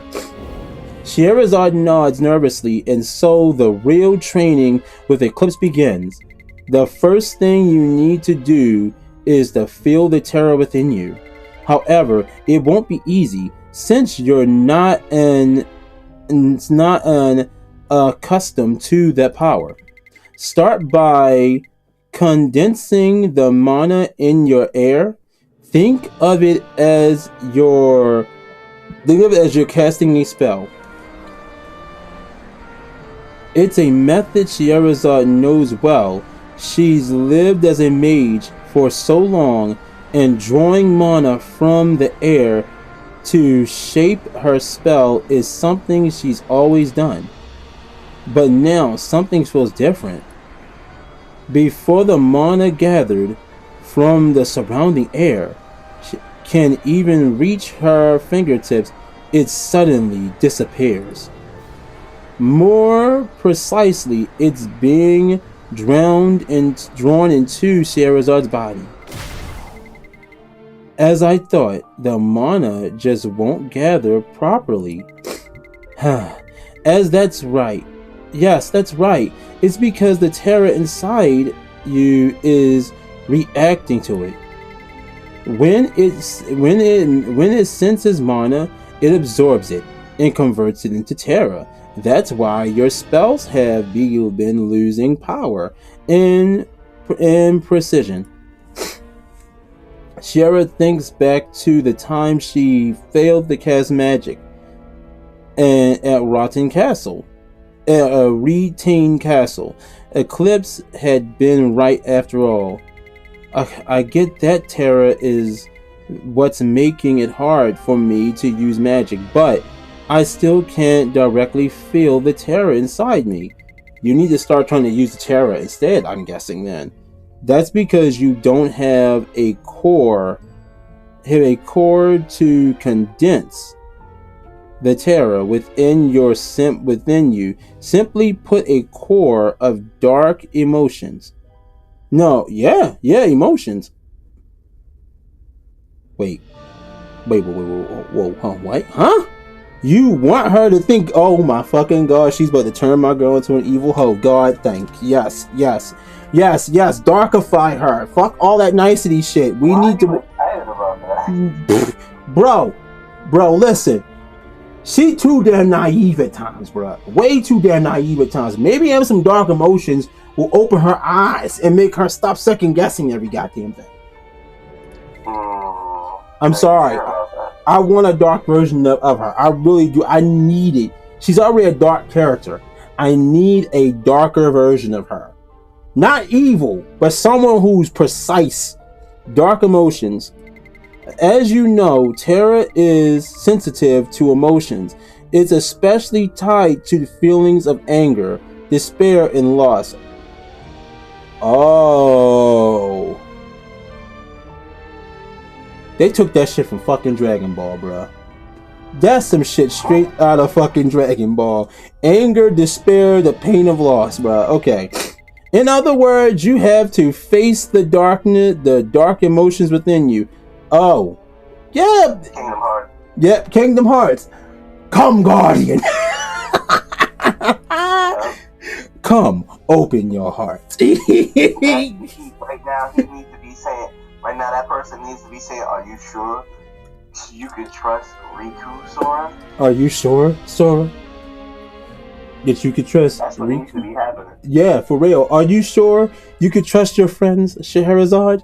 Scheherazade falls silent for a moment. Isn't that really dangerous? How are you going to listen to yourself or the chick that's been living in that shit all her life? I'm afraid that I'll be swallowed by the terror, just like the warlocks I've seen before. That's what's going to get you consumed. Don't think you're going to dive into that shit head on and don't let it control you. Don't fear that shit. They just told you fear is what's going to fuck you up. That's why training is necessary. I'll be here watching over you, so don't worry. Thank you. Scheherazade closes her eyes and tries to peer into her own heart. She faces herself and imagines anger, but it doesn't come easily. What are you doing? You can't just imagine emotions, you have to feel them.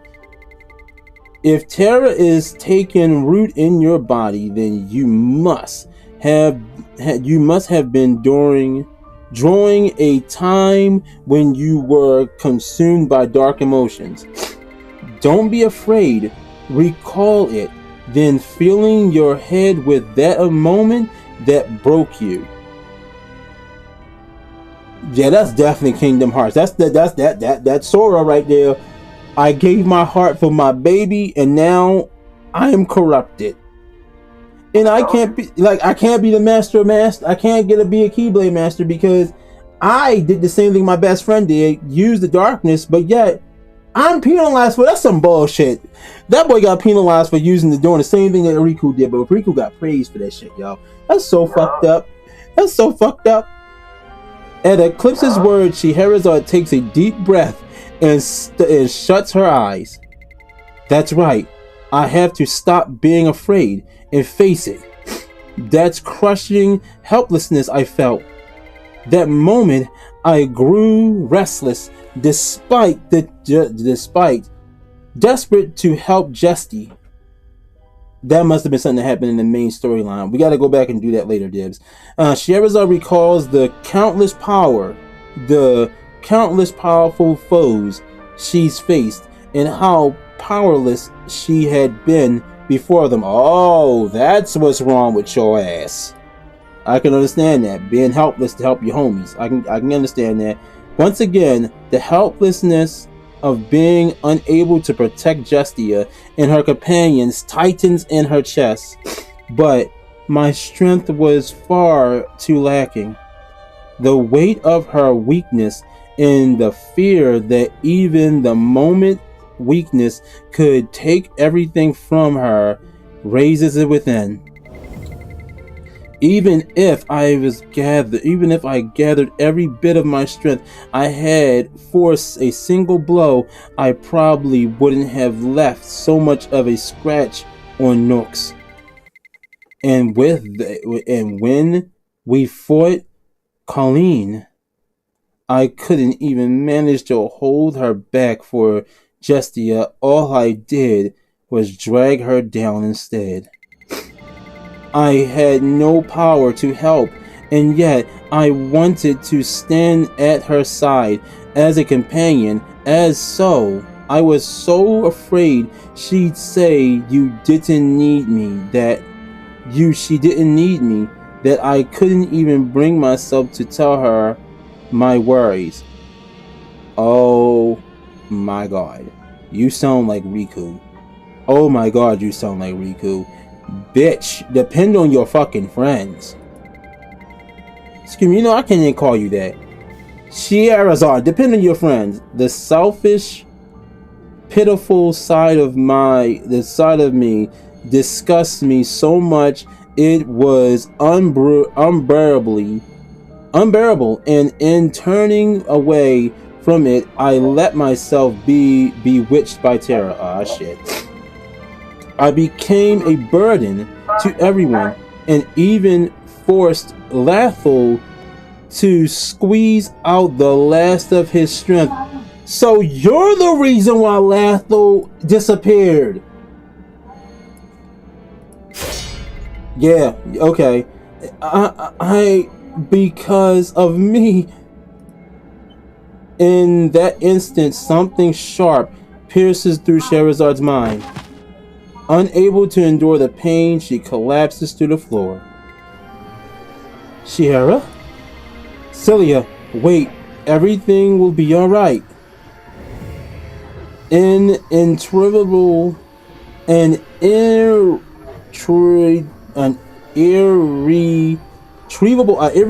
sense of loss and the belief that she is worthless digs deep inside her. Layer upon layer of emotions twist together, sinking into even the darker, heavier shadow.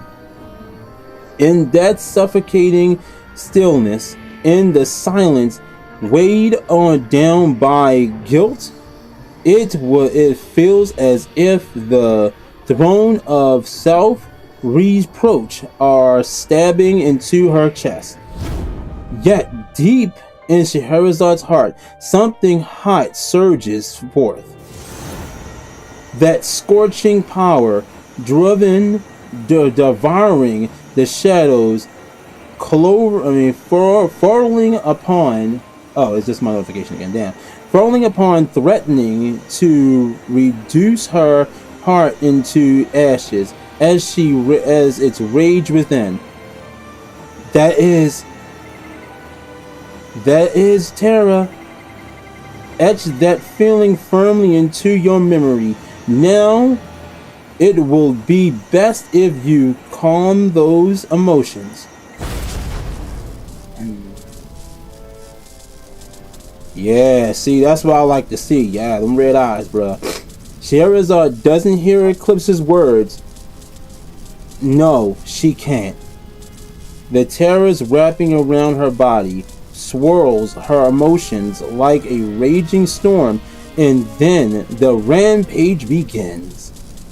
The floor cracks open, the magic tower itself shakes, making even Celia back away in surprise. Master. At Celia's desperate cry, Eclipse swiftly reaches out her hand towards Scheherazade. Everything is going to be alright, don't worry. Eclipse's voice is gentle as she reaches out her hand, and a faint straight darkness spreads towards Scheherazade.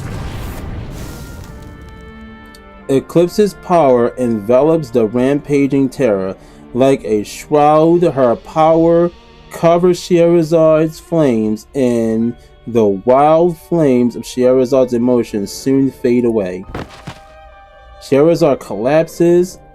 A short sigh of relief escapes Eclipse's lips. Thank goodness she calmed down. Her potential is truly astonishing. For a human to draw out this level of reaction right from the beginning, it reminds me of when I first met you, Celia. In the now quiet space, Celia silently looks at Scheherazade as if agreeing with Celia with Eclipse. Are you telling me that this is the power of someone feeling terror for the first time? I was born as one with terror, but even I needed years to reach this level. That's enough training for today, don't you think? Let's call it here for the rest. Eclipse carefully lifts Scheherazade into her arms and carries Sierra back to the room she's been staying in. Celia follows in silence behind her. Today's training was filled with shock and aware, but it was successful in that fact that Scheherazade successfully succeeded in sensing terror.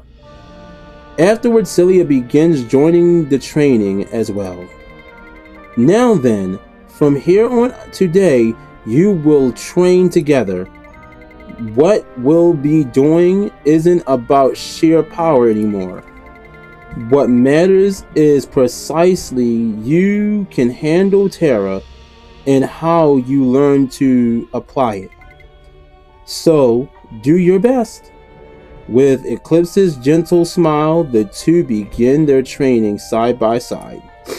Their first task is to practice infusing ordinary stones with terror to create monostones. Eclipse examines their stones to produce careful analysis of the subtle differences between them. See how the flow of terror is, Celia? Stone still steady and solid, but in yours the flow still looks unstable. Looking at each, there's results of the two study one another, strengths and weaknesses closely with the sweat on their brows. Both of them pour themselves into the task with utmost seriousness. Celia, terror is definitely a lot more stable. I have to try harder. Well, you're handling it pretty well for your first time. Fufu, this kind of virility is what truly fuels growth. And so Scheherazade and Celia continue their training. in the magic tower, spurning each other onward. Damn, it's like each fucking chapter feels longer and longer. God damn. How much time do I got? I got about another 30 minutes before I gotta step away. Yeah. Nikkei. I mean, it's Korean stories. They're long as fuck. We know they are. In Sun Eclipse's office, the air is calm, yet tinged with tension. Scheherazade and Celia are absorbed in their training today as well. Terra swirls around the mana stones, and one by one, stones embodied with Terra take shape beneath their fingertips. The mana stones Scheherazade is creating now are larger and more powerful than before. She has certainly grown, yet she still feels a sense of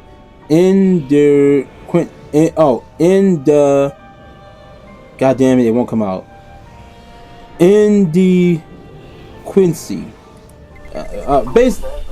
Basically, she feels like she's not at the level she needs to be at. That's what she's saying.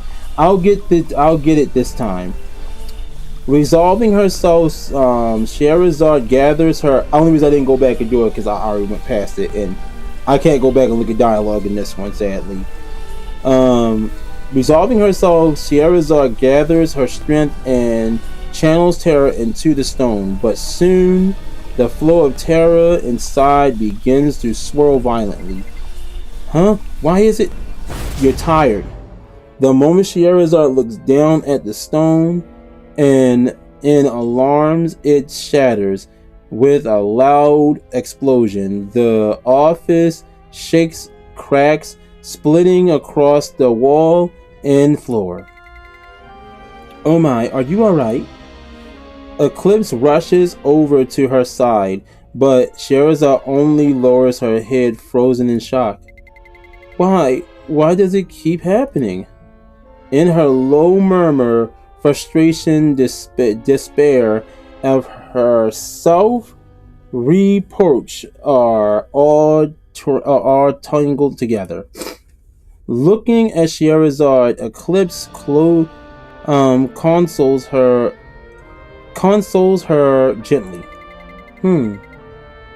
Simply forcing your power to grow isn't the answer. The struggle with Terra is a struggle with your own heart.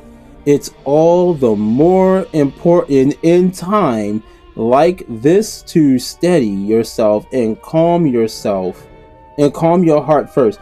Bro, I swear, Kingdom Hearts, bro, I'm telling you, Kingdom freaking Hearts, bro. It's Kingdom Hearts.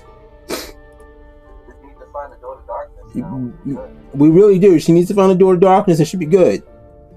Scheherazade takes low breaths, mulling over Eclipse's words in her mind. She gathers herself again and lifts her head. I'll try again. Good. You have to take it slowly. So one step at a time. Terra is not a power you master in a single leap. From then on, the training grows harsher and harsher, but Scheherazade still cannot fully control Terra. Even now, the flow of Terra around you is unstable. Hold on 1 second, Dibs, because when we step away, I'm going to open this up, so I will open it now. And just give me a sec. I'll be right back to the reading in a moment. I just want to make sure everything is prepared for when I do have to step away. I can just go ahead and be ready to go. Because that's one thing I can't do. I cannot pick my little dude up late. I am not picking my buddy up late. Oh, hell no. I want to be real. I love all y'all, but fuck this video in that goddamn case. Fuck this damn stream, because that's my boy right there. Alright, so we're all set here. Let's continue onward. Let me get this back on camera. Get this chat back up now. Okay. It seems that the fundamental solution is needed here. something beyond just training. After long contemplation, Eclipse admits to herself that this is a problem even she may not be able to resolve. With a heavy expression she speaks. I believe this is instability you're experiencing isn't simple from lack of training. Humans weren't born with a capacity to naturally accept terror. Essentially,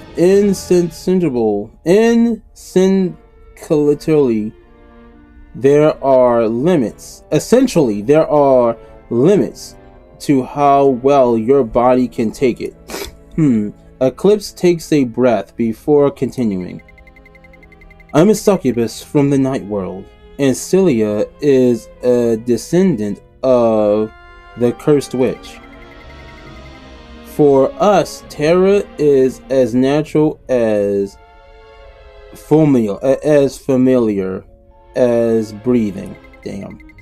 But with our guidance alone, there may be a limit to what you can achieve. Then does that mean there's no hope for me? Eclipse closes her eyes for a moment in thought, then lifts her head again. No, not necessarily. What you may need is a special teacher. A high-ranking warlock who, despite being human, possesses an exponential skill handling terror. Oh shit. But with Katakus gone, where could I possibly find a warlock like that? Fufu. There is one here in this very magic tower. Someone you already know well. You don't mean Morphia? Yes, Morphia, bitch. That's right. If it's Morphia, you might be able to handle it. To help you, of course, I can't say for certain whether she'll be willing to extend her hand. Look, Mama Morphia will help, especially if it's me. I don't know about her, but that's my baby right there. Fuck that. 100%. I love Morphia. Scheherazade falls into silent thought. Once an apostle of Caduceus, Morphia is dangerous beyond who certainly locked away in the magic tower. And yet, there is no doubt about her extraordinary mastery as a warlock. Above all, she is human, just like Scheherazade. Now is not the time to be picky. I have to take all the help I can get, whether they're a warlock or not. In her mind made up, Scheherazade turns to Eclipse. I'll ask Morphia for help.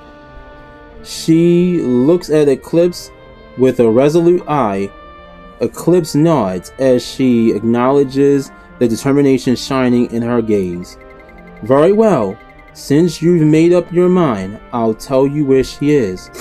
But remember, though she's in prison now, she's still a powerful warlock and a former apostle. Scheherazade nods slowly. What's up, bro? I'm a dip. Okay, bro. I'm gonna head out, so. Alright, my boy. Alright, I'll let you later, my boy. Thank you for dropping by. Of course. Alright. Scheherazade slowly nods. Nods slowly. Yes, I'm aware of the danger and the weight I'll have to bear. But I have no other choice. If I want to learn how to handle this power properly, good. But above all, you must protect yourself. Scheherazade nods at Eclipse's advice. The thought of meeting Morphia makes her nervous, but A flicker of hope raises in her corner of her heart. The hope that Morphia might hold the key to breaking through the satined point in her training. Alright, so I'm probably going to step away within part 9, and we'll continue once I get back. Just saying. After that, Scheherazade follows the golem to follow the golem Eclipse has sent to lead her to the Magic Tower's prison. Cold stone walls and familiar shut doors appear one after another, and the darkness seems to grow heavier than ever with every step. Step by step, Scheherazade's footsteps carry both nervousness and determination. At last, the golem stop and turn to look at her. Its gaze seems to indicate that they've arrived, and then, with its duties complete, it quickly walks away. Now alone, Scheherazade takes a deep breath. The prison is about to face is right before her. Morphia, the former apostle of Caucasus, and the high-ranking warlock imprisoned within the tower.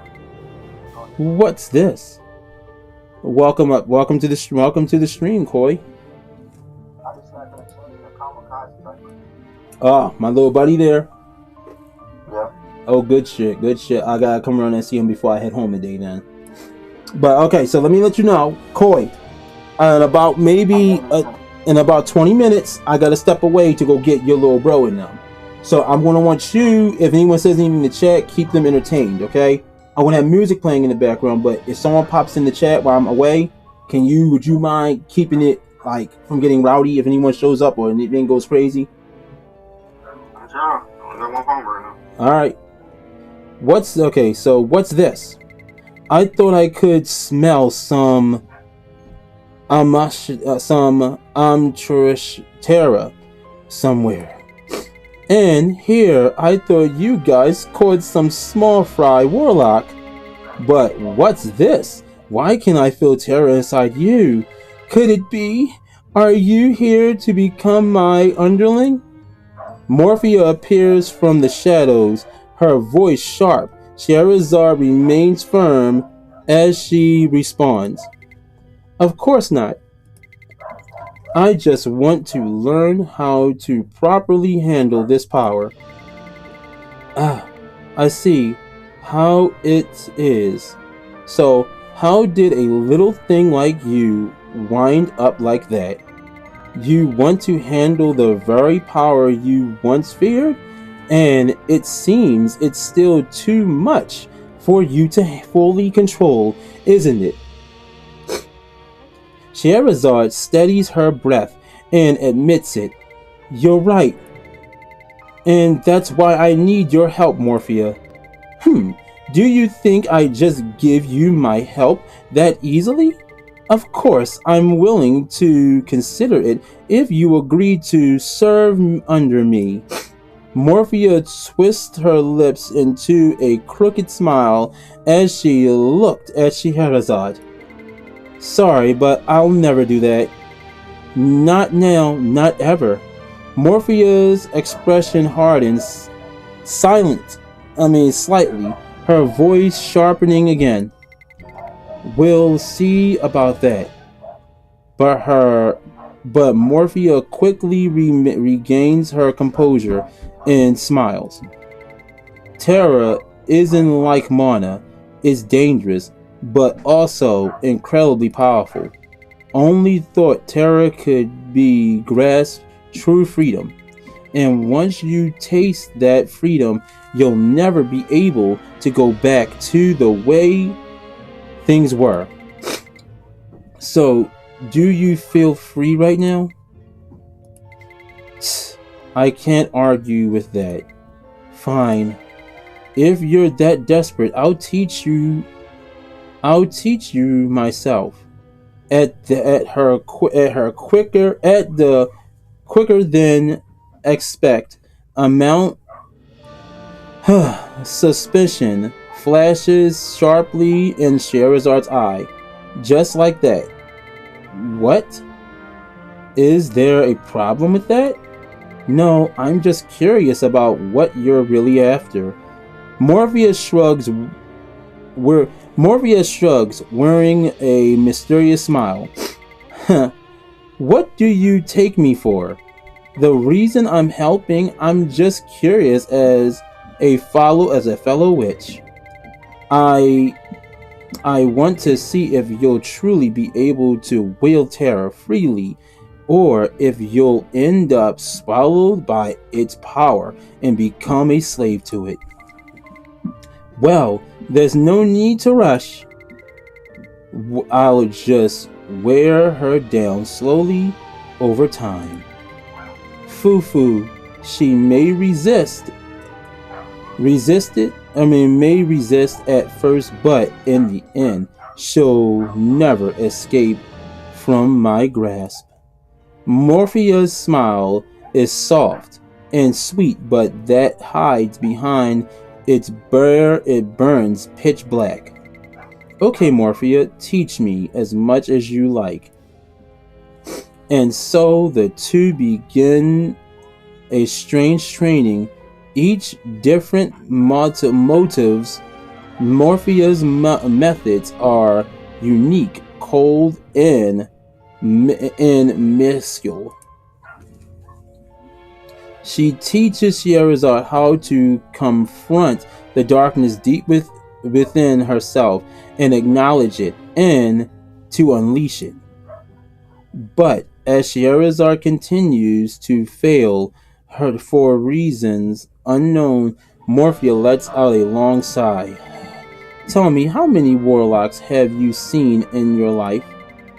I've seen enough of them while fighting Cadicus. Among them, did you ever see one who hesitated or wavered? Probably not. Those kinds end up dead or consumed by terror and erased. Anyone who fears terror is bound to be swallowed by it. Terror isn't a power you can suppress or control. Filling a monostone with terror is the easy part. Morphea, who had been venting her frustration, suddenly pauses. Then she reaches out towards the monostone and quickly channels her power. In an instant, it is considerable amount of terror pours into the stone. The stone turns black in a flash, brimming with an aura of terror. Alright, still got about 10 minutes left. The leftover energy lingers around it, flickering ominously. Why do you think all the warlocks among you, the warlocks, are unhinged? Huh? Because only the insane can wield terror. A person with no thought of controlling themselves, isn't that what you call insane? That's exactly it. That's the only way to handle terror. So if you want to wield terror, you'll have to rip through whatever is making you hesitate. I said that earlier. Don't hide it, and don't turn away. Only those who embrace their darkness can claim true power. Okay, I'll give it another go. But this isn't a problem. This isn't a problem that can be solved with a single attempt. Again and again, Scheherazade drops to her knees, gasping for breath as she struggles to wield the power Watching her, Morphia suddenly recalls her own past. She remembers the days before she became an apostle of Catechos, when she struggled desperately to survive and grow stronger. If you can't even endure this much, then you've got a long way to go. But now that was just the past where she was weak. Seeing her past self through Scheherazade, Morphia's lips curl into a cold smile. But that's exactly why I decided to teach you. Watching you suffer is pretty entertaining. So don't give up, okay? It wouldn't be fun if you collapsed on me. At Morphia's provocative words, Scheherazade lifts her gaze sharply to glare at the former apostle. Gritting her teeth, she answers, I didn't come this far just to give up. More importantly, you do realize that taking pleasure in another's suffering is another distasteful, right? Morpheus snorts a fire and fires back. You're hardly one to talk.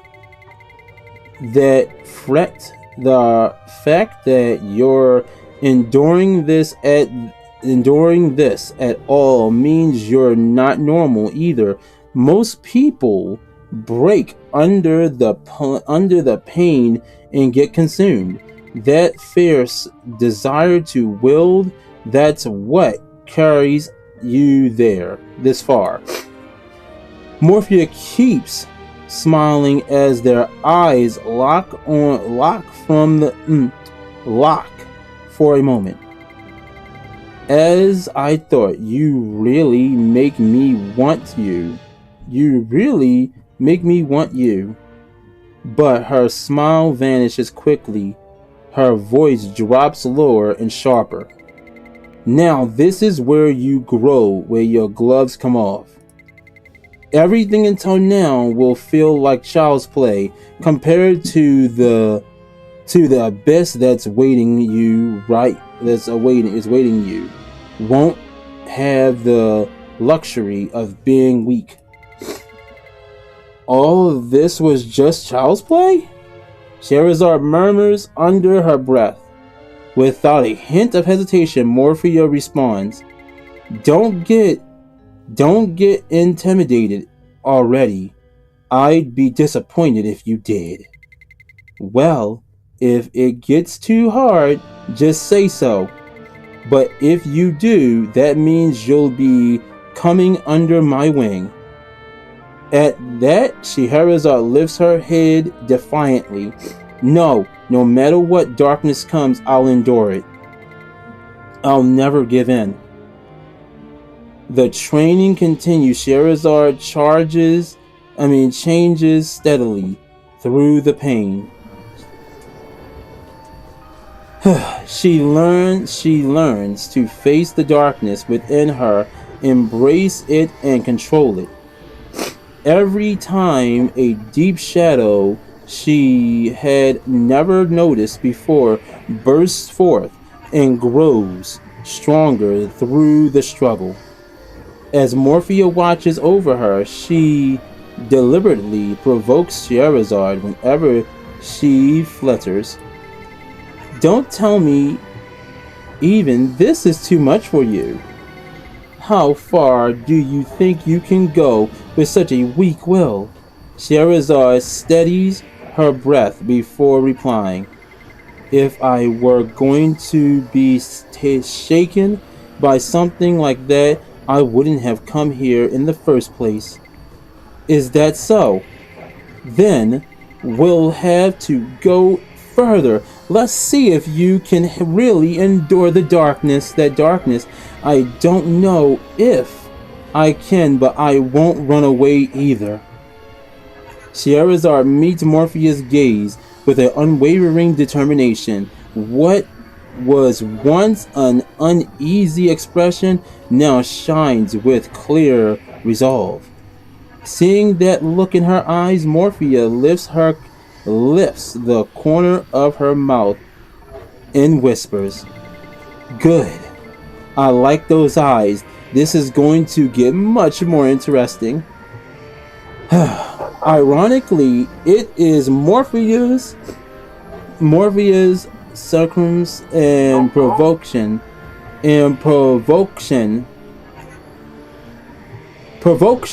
that fans flames, making Scheherazade stronger.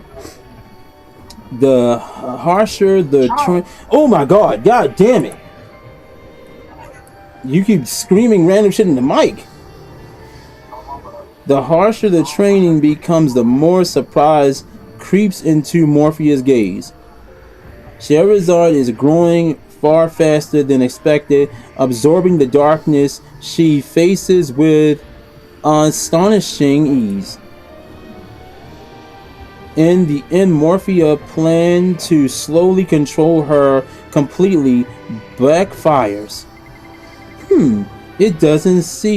I didn't see this coming. I planned to tame her slowly and manipulate her, but she completely exceeded my expectations. Is that why I want her so much? Wow, feeling the despair, the desire to bend Scheherazade to her will, Morphia slowly finds herself captivated the way Scheherazade faces the darkness on her own and grows stronger.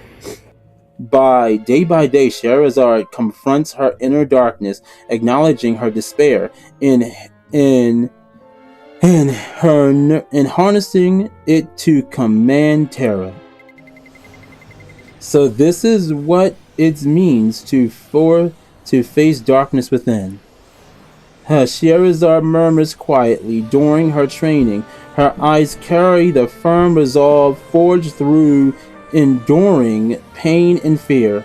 Watching her, Morphia murmurs softly, "Yes, that's it. Never forget the power and the emotion you feel right now. The fact that you managed all this with just a human body proves that you've taken the step toward more than that. You've grown further, the most ever could." The air within the Magic Tower prison is always cold, yet inside Scheherazade, a quiet warmth begins to stir. As the training within Morphia continues, Scheherazade starts to walk in the new path she had once stumbled through with steadier steps. Alright, so Debs, I got about 3 minutes before I'm going to have to step away. I have to go get Tams. So what I'm about to do, I'm about to put some music on for you to listen to in the background on the wait screen, and I will be back shortly. Within probably the next, maybe, it's going to be about a good 20 minutes probably. But I'm not leaving just yet. I'm going to go and throw my shoes back on, because I do have to go get my little buddy from school. I have to leave out of here within the next about 5 minutes here. I'll be leaving out, so I'll be leaving within the next I'll be leaving out within the next 8 minutes. I'll be starting up the screen, but as of right now, I am putting on my shoes, as you can see. So yeah, I do gotta go pick him up from school and all that. Once we get back, we'll do this last chapter and all, and yeah, we'll start preparing ourselves for the beginning of the 1.5 anniversary. I'll also be posting my review for all the 1.5 anniversary content as well within this time. So yeah, man, I expected to be done this by now. I was hoping so, but it looks like I did make it to the final chapter as of right now. But I don't have the time to actually just wait, so to actually do it all in the sitting. So I do got to get up, run to get him. But in the meanwhile, before we continue the story, since we got about 5 minutes here before I gotta walk up this door, because I do gotta leave out here by at least by at least 3:48. I gotta be out the door because he comes out at 3:55. So It's 5 minutes to walk around the dang on corner. That's it. But so far, I hope you're all enjoying the story. Koi, you there? I cannot hear Koi. Koyo, you there? Hey man. Yes, Boyle. Before you walk out that door, I sent you something motivational to the voice chat. Oh, my little buddy? Let me see. Well, I can't. What is he doing? Was just sitting there. He got a son. Oh, you talking about the video or you talking about the picture? Talking about the video. What is he doing? He was on my floor messing with stuff. If y'all wondering what we're talking about Koi's baby brother. That's my buddy. That's my boy right there, man. So yeah, we are gonna step back to the story in a second, Dibs. I really wish I could leave. I really wish that Koi could take over the screen and do something in the meanwhile, but unfortunately, that is not possible, man. Like that is really not possible. Like for anyone else to take over the screen. It does suck that no one else could take over, like right now. But I do got about maybe 3 minutes left anyway, so let me see. What else could I do in the meanwhile? What else could I do in the meanwhile to actually... What'd you say? He started dropping it well. What, little man started pop blocking and dropping, bro? Yeah, that's the video. I guess that might have been when he dropped that bomb in his pants. Oh. You saying, oh, you're talking about when homie dropped the death bomb poop you was talking about earlier. When you first came in here. I had to get rid of that. Hey, look, that's what happens when you got a baby brother. So, yeah, I'm going to be stepping away in literally 3 minutes. Yeah. So, be prepared. Your boy got to step away. Sadly. And I don't friggin' want to. I really don't want to. I really want to finish it all right now, but I gotta step away. That's what happens when you bear all the responsibilities. I don't bear them all.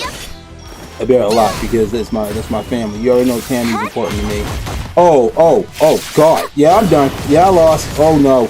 There's no winning this. Oh, there's no winning this. Oh, that's my booty hole. Oh, please, God. Okay, I might win. I might be able to survive this. Oh, no. Oh, no, there's no hope. There's no hope. There's no hope here. Oh, I lost.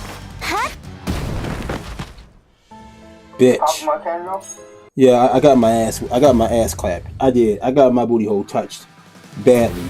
See, that's the only thing I hate about this. Like, if I don't get to attack first, they get to fucking do all their ults immediately. And I find it to be bullshit. Bam, I lost. I immediately lost. Huh? No, I didn't. Why would I start it without you? That is the shit I'm talking about. You see that, Dibs? That's the one thing I fucking hate about Brown Dust's goddamn battle mode. If you go first at times, you don't get the burst. Which is bullshit that the team after you gets to immediately do all their ults. I find it fucked. Like, I find it really fucked. Like, I swear that's something they need to stop freaking doing. Because look at that. Now I gotta deal with a bunch of attacking assholes. Oh no. Like I said, I gotta deal with an attacking asshat. Kill the bitches. Kill the bitches, yo. Move, damn it.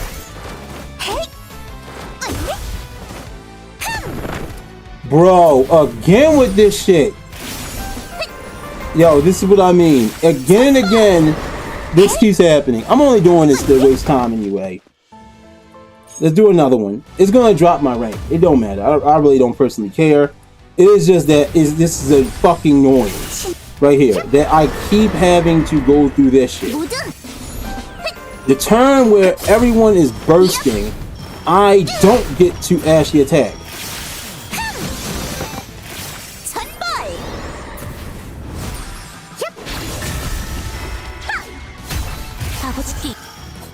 I still got 1 minute. Alright, so there we go. Alright. Of course my rank is going to drop there. I know that for a fact already. Let's go to here, see what missions I got left. Alright, so let me get ready to walk out this door now. Alright, I'm switching over to the backup screen, Dibs, so I will see you dudes in a few. So I'll see you in about maybe 15, at the most 15, maybe 20 minutes I should be. I know it's going to be a little minute, and I do apologize, but gotta step away. Gotta get my boy.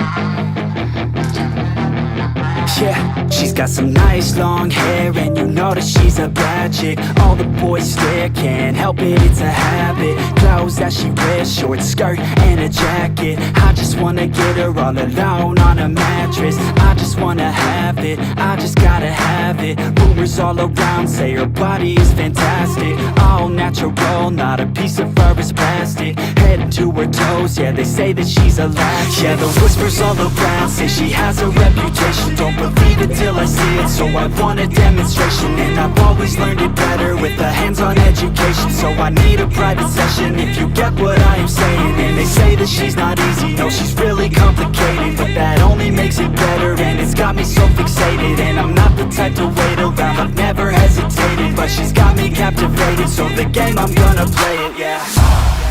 She got a body like a coke thing. She likes to keep the party going. These rumors got me feeling lonely. I want that body, baby, show me.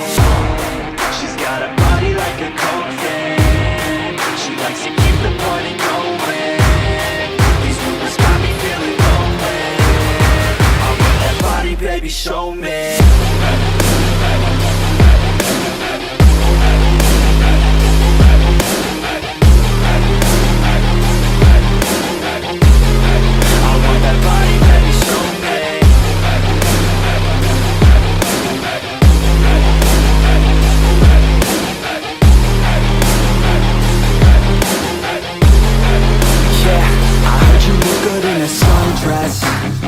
I heard you look good when you're undressed. I heard you like to get away. I heard you like to stay out late. I heard you had a couple boyfriends. I heard they didn't treat you right. I heard you're hated by your girlfriends, 'cause all the guys want you tonight.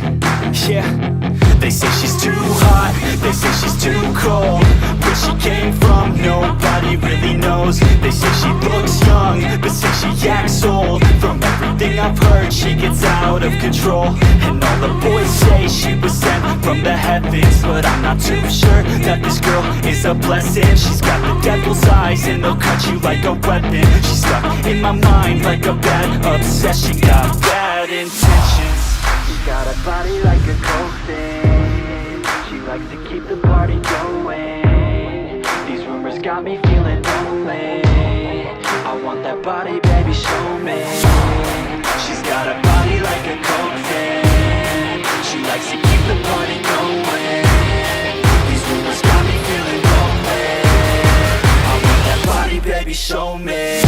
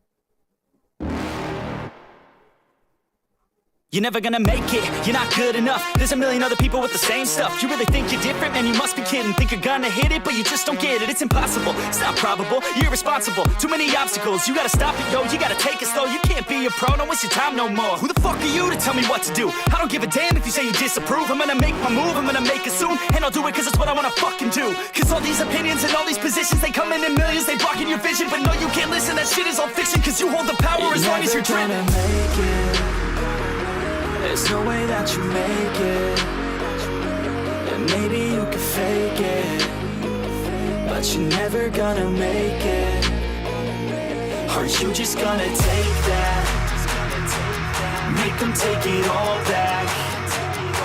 Don't tell me you believe that. Are you just gonna take that? Or will you fucking fight back?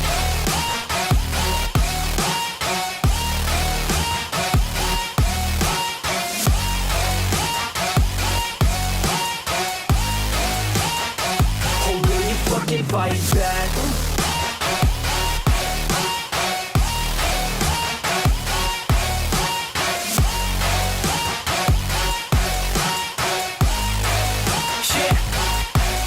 You ain't gonna make it, you ain't never ever gonna break it. You can never beat them and they're better than you face it. Thinking that they give a damn, you're not thinking straight, kid. No, they don't give a damn, you got what I'm saying? I'm not fucking playing, I'll give it to you straight, man. There's too many others and you're not that great, man. Stop what you're saying, stop what you're making. Everybody here knows that you just faking. Nah, I don't wanna hear it anymore, I don't wanna hear it anymore. All these fucking thoughts, they are not what I need anymore. I'm about to shut the motherfucking door on all you poor ass haters with your heads in the clouds, talking out loud so proud. You better shut your goddamn mouth before I do more speak out. It's about to head south. Never gonna make it. There's no way that you make it. And maybe you can fake it, but you're never gonna make it. Are you just gonna take that? Make them take it all back. Don't tell me you believe that. Are you just gonna take that? Or will you fucking fight back?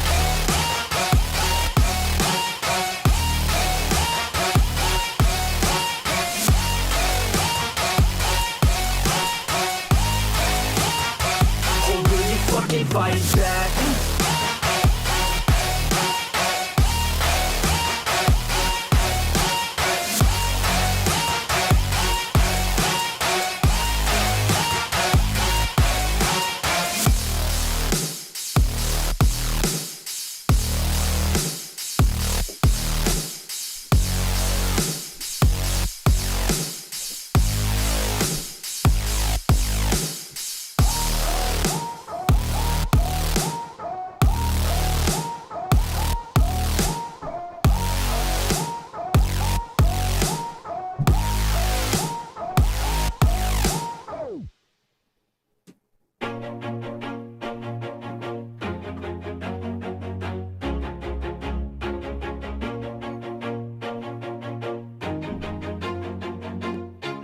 Always do it on my own, so I gotta get through it. And the only thing I know is to love what I'm doing. Never give up, never slow, till I finally prove it. Never listen to the no's, I just wanna keep moving. Keep my head up when I act, head up, that's a fact.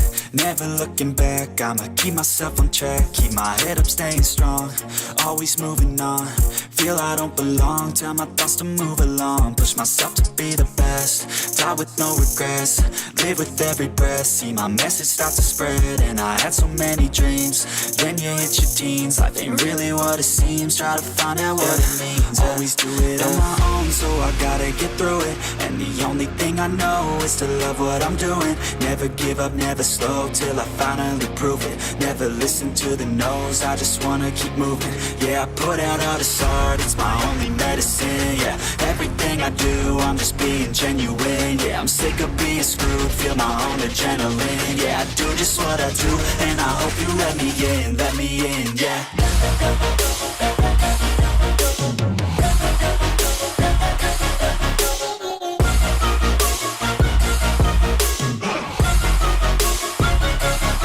I'm grateful, oh yeah, able, oh yeah, I'm stable, oh yeah, no label, oh yeah, you know me, I have only a path, I'm lonely, but damn, I'm going to win.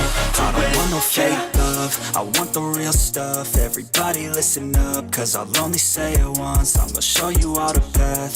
If you want it bad, I'm gonna show you where it's at. Yeah, how you can get it back. Yeah, cause I ain't never done.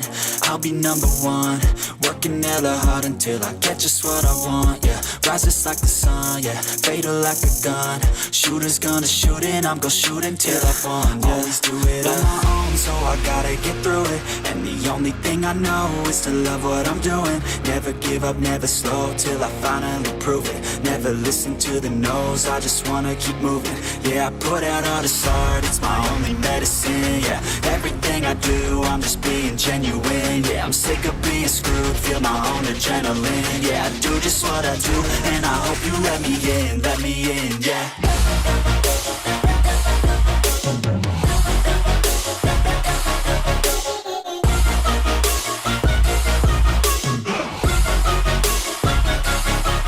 Grateful, oh yeah, able, oh yeah, I'm stable, oh yeah, no label, oh yeah, you know me, I have only a path, I'm lonely, but damn, I'm going to win, yeah.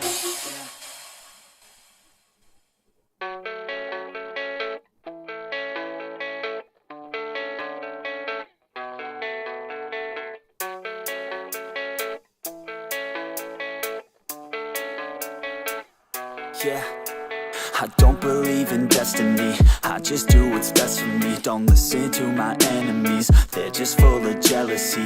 Yeah, this legacy, you gon' see what's left of me. You gon' see success in me, you ain't seen the rest of me. I just wanna be the best at what I know, better than the rest, just watch me grow. Put me to the test and watch me go. This is my quest, I'ma make it known. They call me obsessive, oh I know. Call me selective with my notes, call me aggressive with my flow. Call me offensive even though Joe, I ain't gonna lie, life's tough. Try to get by, life's rough. Try to do it right, it's not enough. Even though you try, you still mess up. But I'm still gonna fight for what I love, still gonna die for what I love. Still gonna try, I won't give up. Still gonna fight until I've won. They say I'm way too obsessed and I've got nothing left, and I'm not quite there yet, but those words they'll regret. Cause I've got something left and I'm not giving in. I will not let them win, I won't stop till the end, no.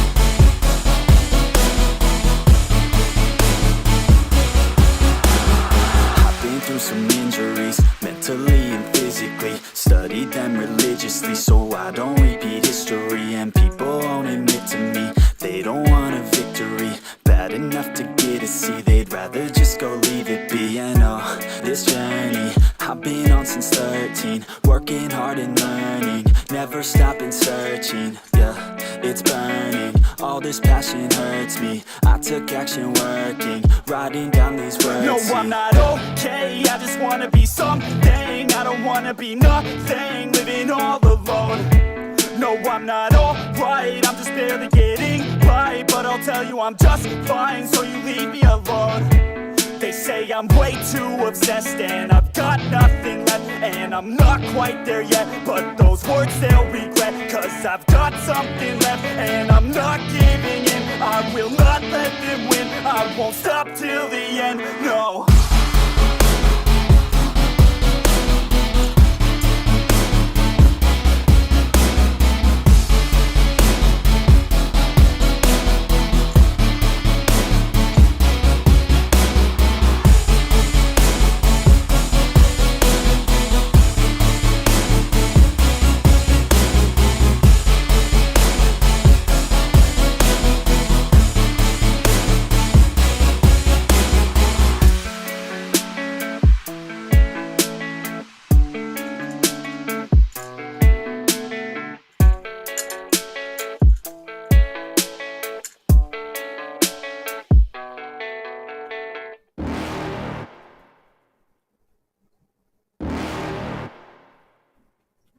You're never gonna make it, you're not good enough. There's a million other people with the same stuff. You really think you're different? Man, you must be kidding. Think you're gonna hit it, but you just don't get it. It's impossible, it's not probable, you're irresponsible. Too many obstacles, you gotta stop it, yo. You gotta take it slow, you can't be a pro. Don't waste your time no more. Who the fuck are you to tell me what to do? I don't give a damn if you say you disapprove. I'm gonna make my move, I'm gonna make it soon. And I'll do it cause it's what I wanna fucking do. Cause all these opinions and all these positions, they come in millions, they blocking your vision. But no, you can't listen, that shit is all fiction. Cause you hold the power as long as you're driven.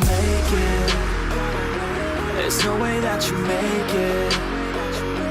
And maybe you can fake it, but you're never gonna make it.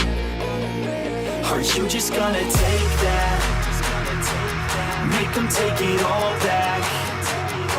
Don't tell me you believe that. Are you just gonna take that? Or will you fucking fight back?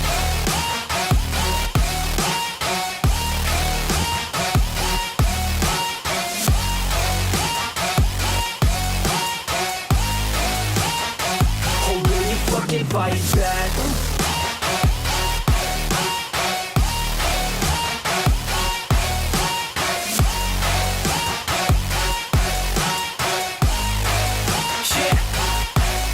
You ain't gonna make it, you ain't never ever gonna break it. You can never beat them and they're better than you face it. Thinking that they give a damn, you're not thinking straight, kid. No, they don't give a damn, you got what I'm saying? I'm not fucking playing, I'll give it to you straight, man. There's too many others and you're not that great, man. Stop what you're saying, stop what you're making. Everybody here knows that you just faking. Nah, I don't wanna hear it anymore, I don't wanna hear it anymore. All these fucking thoughts, they are not what I need anymore. I'm about to shut the motherfucking door on all you poor ass haters with your heads in the clouds, talking out loud so proud. You better shut your goddamn mouth before I do more speak out. It's about to head south. You're never gonna make it. There's no way that you make it. And maybe you can fake it, but you're never gonna make it. Are you just gonna take that? Make them take it all back. Don't tell me you believe that. Are you just gonna take that? Or will you fucking fight back?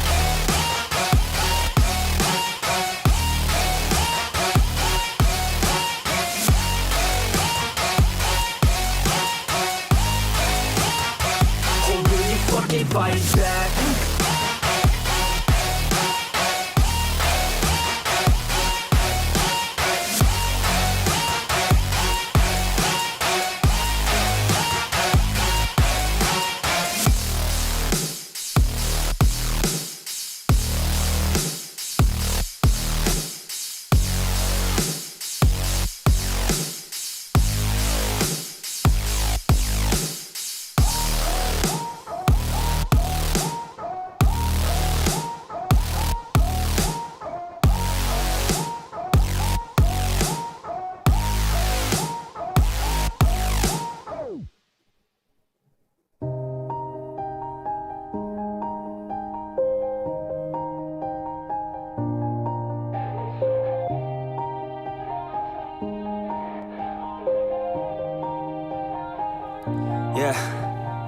Everybody knows that I'm breaking down. Everybody knows I ain't faking now. Everybody knows my heart's vacant now. Yeah, she hates me now, I made mistakes but now I don't ever wanna be alone. I don't really ever feel at home. On my own, in the zone, that's the only way I know. Feeling low, about to blow back up. Here I won't ever let the doubt creep in. Gotta pop a couple more aspirin. I don't think I'll ever let you in. Easier to break it off as friends. I don't really understand myself. I don't really understand, need help. I don't wanna be left on the shelf. Couldn't even hear me if I yelled. It's so cold outside, I'm alone, I'm alright.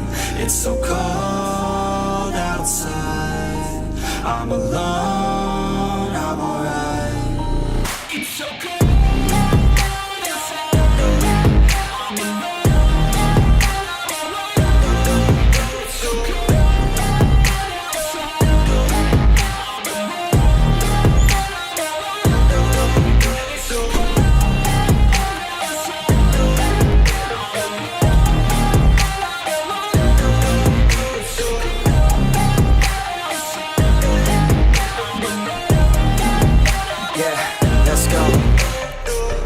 Break down, Always feel like I could break now, but I never let it take me to that place now. I won't ever let my thoughts get away now. I got better things to do, picking fate now. I just wanna be the best, call me great now. I don't know if I'm okay or insane now. I remember better days on the playground, hoping I can find my way even when I'm feeling down. I fight, even when I don't know what is right. I'ma pick a side, and I'ma take pride. I will decide my fate, and I will never let them tell me who I am. If you try to shape me, I'll be damned. Planet on the ground is where I stand. Never give up, that was always the plan. It's so cold outside. Alrighty, we are back. Give me a sec, I gotta plug back up my dang on keyboard and all that. I'm sorry, it took me a little while to go get my boy. Took me a little while to go get the homie. But we are back. Thank you guys for sticking around. My boy Koi, you still there? I think Koi might have died on me. He has not been sweeping. Oh, he's still there. Okay. Alright, let's go ahead and get the last chapter of this story done, Dibs. Damn. Took a long ass time. We've been here for over 3 hours now. And it's probably been over 30 goddamn minutes reading the last part of this goddamn story because it's always the last part that's the fucking longest. But let's go. Alright. Concerned about Morpheus' training methods and Scheherazad's safety, Eclipse decides to watch over the training in person starting from the next session. At first, Morpheus' opening expands her displeasure, but Morphea expresses her displeasure. But she understood her situation better than anyone else. She eventually had no choice but to accept it. With Eclipse present, the training with Morphea continues. As it passes, Scheherazad's transformation becomes more apparent. The unstable flow of terror that marked the earlier stage of her training gradually calms, replaced by a deeper, former concern. The terror spreads from her fingertips is no longer raging, wielded its own flowing, clearly under Scheherazad's will, controlled in pressers. The watching this method, Scheherazade, her arms is Morphea holds her arms, a playful smile tugging at her lips as she addresses Scheherazade. Not bad. Your control over terror has become quite impressive. But soon her voice drops lower, more deliberate and menaceful. Still, there's one crucial thing missing, something you can never learn through training alone. With that, Morphea leans forward and whispers in Scheherazade's ear, whether you can handle the power in the actual fight. Scheherazade takes a steady breath and meets Morphea's gaze head on. Pride and spark of challenge begins to flare, flowing within her. Actually, an actual fight. What do you mean by that? Exactly what it sounds like. A real fight. And as it happens, there's a perfect opponent right here. I'll take you on myself. Okay, let's do it. Morpheus smiles faintly. In response, there's a mix of curiosity, expectation, and a hint of some calculated intent in her eyes. Then where should we? At the moment, Eclipse, who had been quietly watching their exchanges, exchange, steps forward and speaks calmly. I can help with that. As it happens, there's a perfect place for exactly this. It's beneath the tower, Fufu. It's a rather special place. A special place below the tower?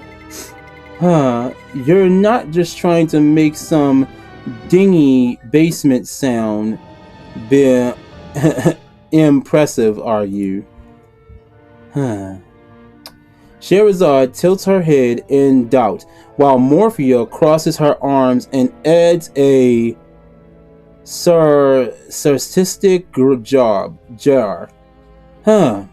Eclipse, however, only smiles faintly, with an air of mystery, and relapse event evenly. You'll understand once you see it yourself.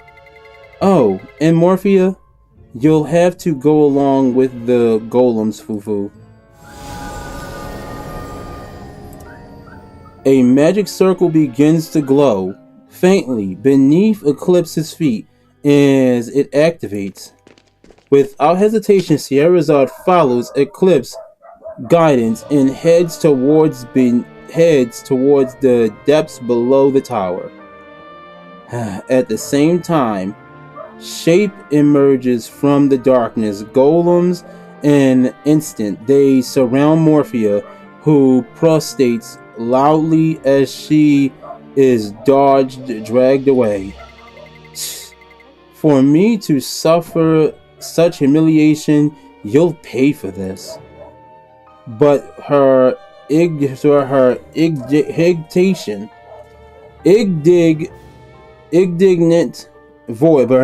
voice falls on deaf ears, unable to reach beyond Eclipse's magic circle.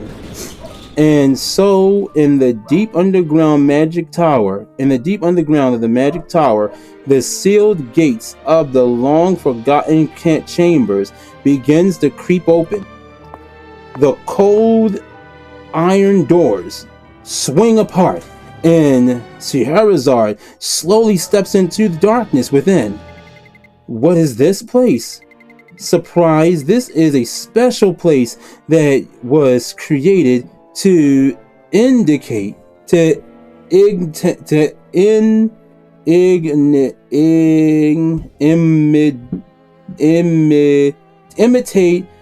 fragment of the night world. Here, terror is demonstrably considered, making its reaction several times faster and stronger. With a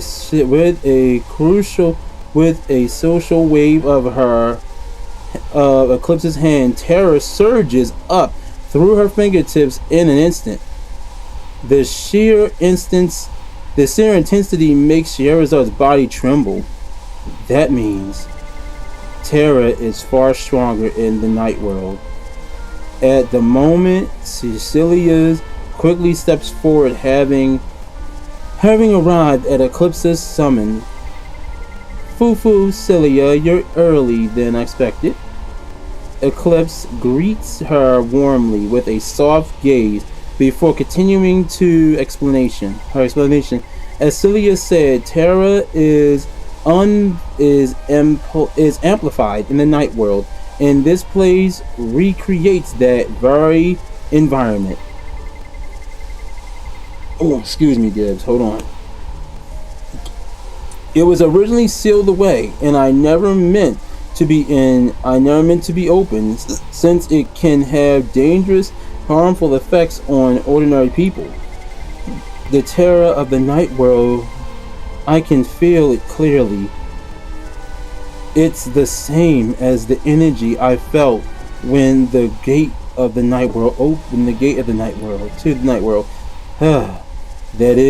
What is this energy? At the sound of the familiar voice from beyond, everyone turns their head at once. There stands Morphia, bound at wrist and dragged along like a prisoner, surrounded by golems. Now that I am here, you may step back. At Eclipse gesture, the golems quickly withdraw and bindings around Morpheus' wrists come undone. I thought I was going to get stirred crazy. You're late. What, do you not see the state I'm in? How do you expect me to be here sooner when I was literally dragged here? I can't even use my abilities properly right now. And besides, Morphia brushes off her wrists with a huff and a protest, then quirks her lips into a playful grin. Isn't it normal for a star of the show to be late? What? Celia glares coldly at Morphia, who simply shrugs and gives a cheeky laugh in response. Oh my, what a glare. I'm not going to bite you, so you can stop staring at me like that. As Celia begins to glare daggers at the remarks, Eclipse interjects with a voice that is gentle yet firm. Celia, it's fine. Don't provoke her needlessly. But Master... Celia. Fine. Damn, she told her sit the fuck down, shut up. Eclipse returns to her gaze on Scheherazade and Morphia before speaking.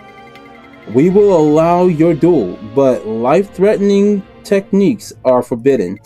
You must fight while keeping yourselves from serious harm. Do not cross the line. Scheherazade nods firmly. Morphia only averts her eyes with a disinterested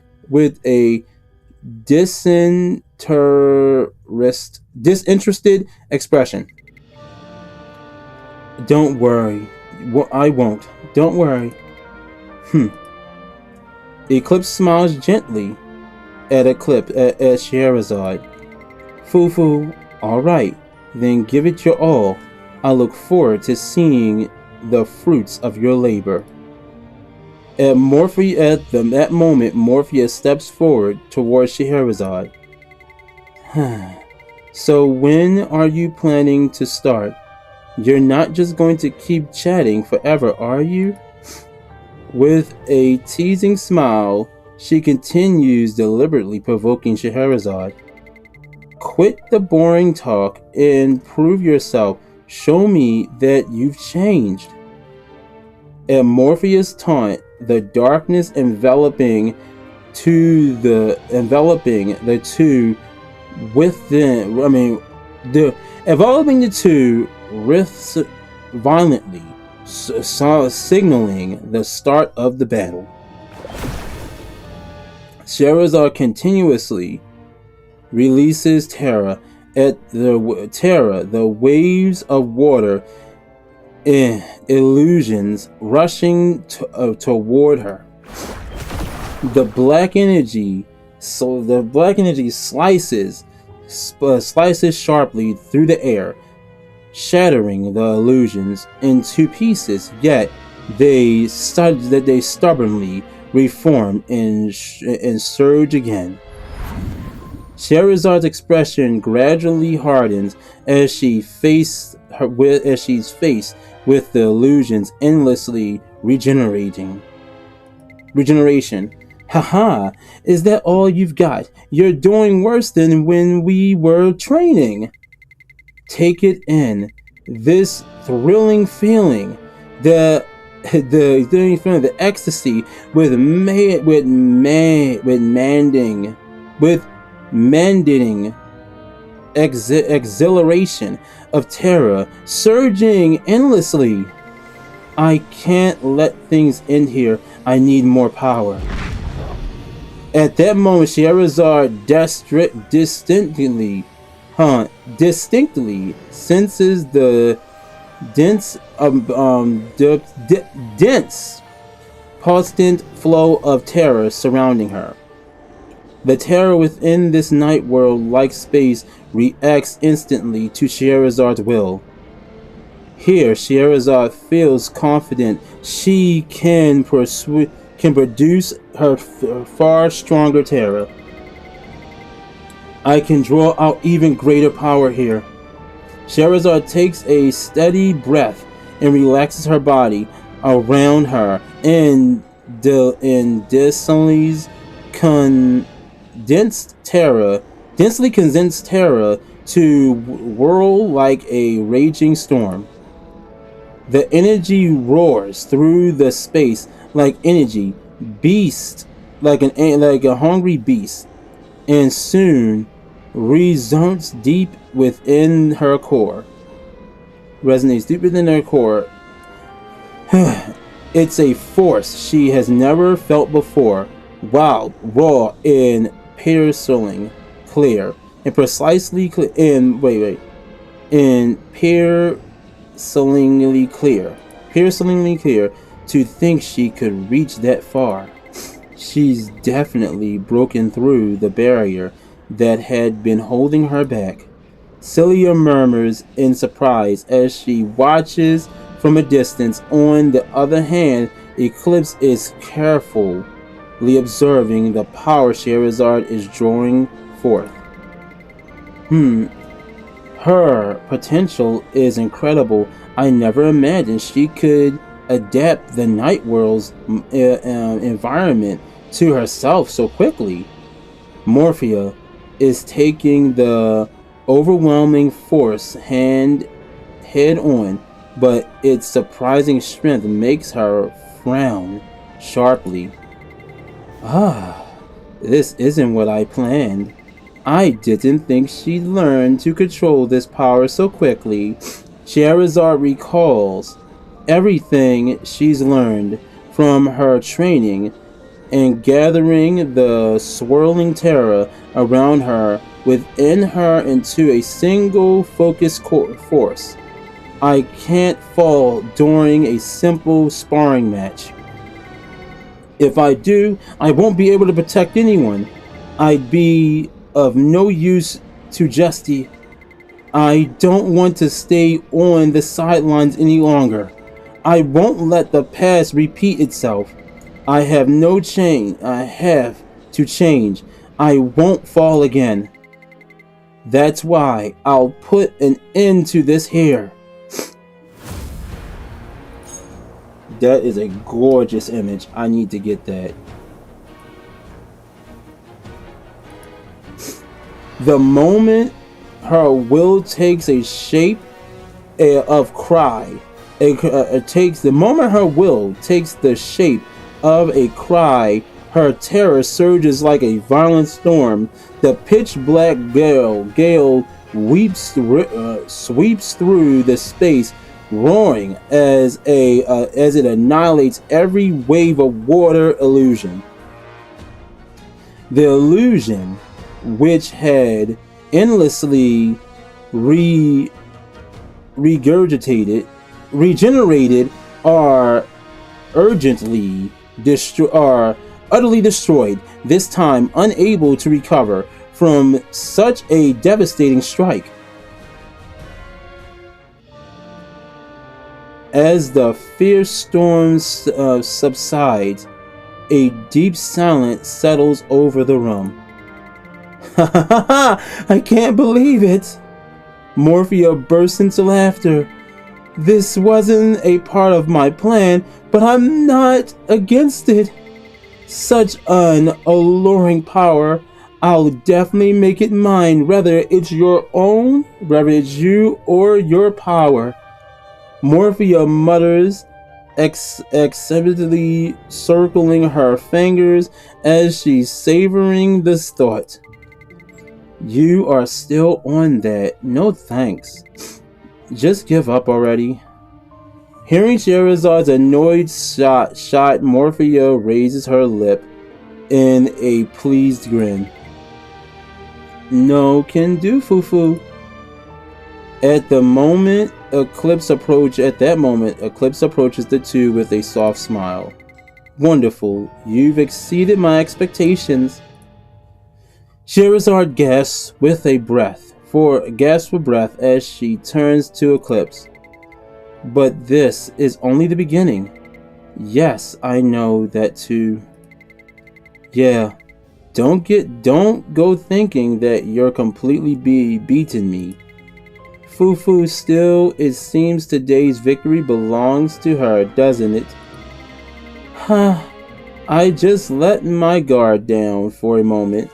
My real strength isn't even close to this. Master, how about sending Morphia back since the match is over? Yes, let's do that. What? Just like that? Oh my, of course. We can't leave someone like this dangerous roaming inside the tower, can we? Now then, return to your cell. Before Morphia can protest, Eclipse makes a gesture and the golems appear. They surround Morphia instantly and grab her and drag her away. Damn. Fufu. Being able to will Terra stably is already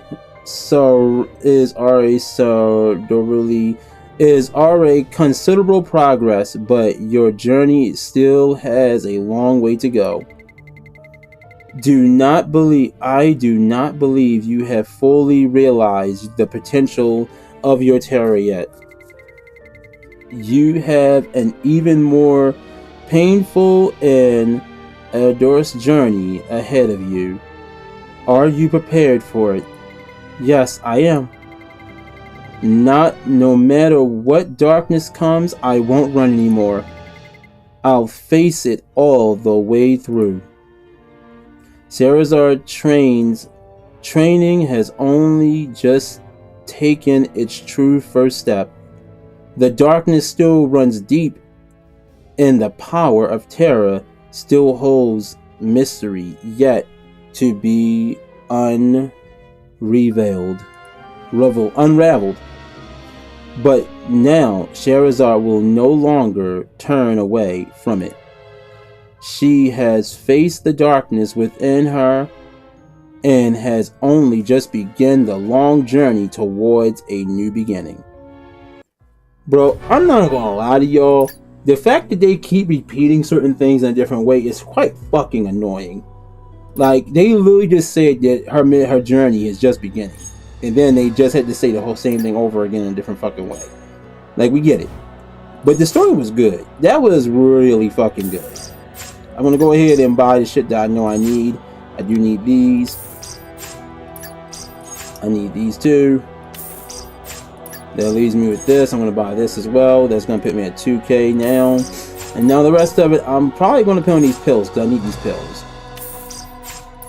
And the last of it, I'll put on, I guess, 100 of these. There we go. Now I'm broke as fuck. And it was worth it. So there we go. Man, that story was good. It took long as hell, though. I'm not even gonna lie. It really took a long ass time to get through that shit. Like, God. It said 50 minutes it took for the story without reading it. But damn. I guess my slow ass reading ass, man, like, it said, nah, son, you going to be here forever. Alright, well, let's do our dailies before we cut it for the day, because, hey, we still got the event that's going to come out with 40th anniversary and all, which is going to be here for a while, so I will be hitting those events hard. I'm just letting you know, I'm going to be hitting them events hard. So I'm going to do this, that, boom. I'm going to go ahead, click on this, I'm going to use this, boom. And now I'm going to go in here. I'm going to fight an enemy real quick. Just get this done and over with. Let's go ahead. Let's whoop this thing's ass real quick. I don't care. We're just going to kick its ass real quick. Don't care. Don't care. Kill it. Don't care. Kill it. Done. Alright. Let's return to the home screen. And I think that should be it for my dailies, if I'm correct. I think that should be it for my missions I gotta complete here. Let me go here and check this one, because this is the main one I gotta look at. Yep, that's done. I did a draw already, so go here. Let's go here. I gotta refine and dismantle. I'm also gonna go ahead and do this real quick. Bam. Now let's go to my bag, and we're gonna refine and dismantle some stuff. So go here. I'm going to go ahead and select some old gear that I don't need. We're going to dismantle that. And we're going to find a piece of gear to refine real quick. Here we go. We'll refine this. Let's go ahead, repeat it, skip it. Bam. Done. I'll take it regardless, because that's all I need to do. You know, I'm going to use her right now. And that should complete those side missions I had to do right here on this side here. Yep, that is now done. Alright. Alright. So the story is done. And that was great. That was great. Alright, Dibs. So I'm going to end this stream off here. I'm actually about to go ahead and post my actual video talking about all the stuff we're getting within the next update alongside the 2.5 anniversary, so stay tuned for that. That's going to be getting released right after this live stream within the next maybe 10 minutes. I just got to edit one thing in the description and all that stuff, and it'll be ready to go. So be sure to go and check that out. But I'm Audi 9000. Thank you so much to everyone who joined the stream today. I love you all. You guys are fantastic. You make this worthwhile. I want to thank my boy Forever Koi for joining me. I also want to thank my boy Dark Shadow Soul for popping in here for the time that he was here, and everybody that dropped by. If you enjoyed the stream, you know the routine. Leave that like, subscribe to the channel, turn on post notifications, checking out all social media. They can be found within the link tree in the description down below. Leads to the Facebook community and gaming page, Twitch and Twitter, Tumblr, Trovo, IG, Discord, and TikTok. Over on Discord, you can suggest games to your boy, any other content you want to see on my channel or my other social media. By the way, if you're interested in joining our guild on Brown Dust, we're always looking for members. Let your boy know. Go over to the Discord server, get the role or RPG waifu or waifu RPG. I forget the name, but it's one of those two. It's in there. It's for Brown Dust. And hit your boy up, and we'll give you the guild name and all that good stuff. And yeah, because we need to kick some people out, because there's a lot of people that hasn't been getting on and all that stuff. So we want people to play with us on here. So come join us. What you say, Koi? Open to take old biddies. Take old biddies. Love for the take old biddies. There you go. But yeah, definitely hit your boy up on there.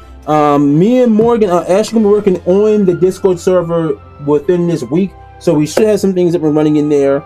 Also, check out the DIB Fam link tree. You can find Morgan Moonlight's link down there. You can find Forever Koi's link in there. You can find Dark Shell. So list the rest of the DIB Fam in there as well. Go show them all some love. Also, Dibs, be sure to check out any Brown Dust content down in the description down below as well, such as their Facebook community page, their X, as well as direct links to the Discord server. You can also find direct links to any versions of the game you wish to play, whether it's the mobile ones on iPhone or Android, as well as the APK if you're having trouble installing it on Android. You can also find direct links to the PC version down there as well. And with that being said, remember, fun is an infinite destination. May your hearts be your guiding key, and most definitely, when it comes down to Brown Dust 2, I don't think I gotta keep saying it. Y'all know the jiggle fig's the fucking key. I love you guys. I'll see you in the next stream. I love you. It's gonna take a few seconds, but it's coming. Outro's coming. It's just taking a sweet ass fucking time. You know how xsplit is. It's a jiggle.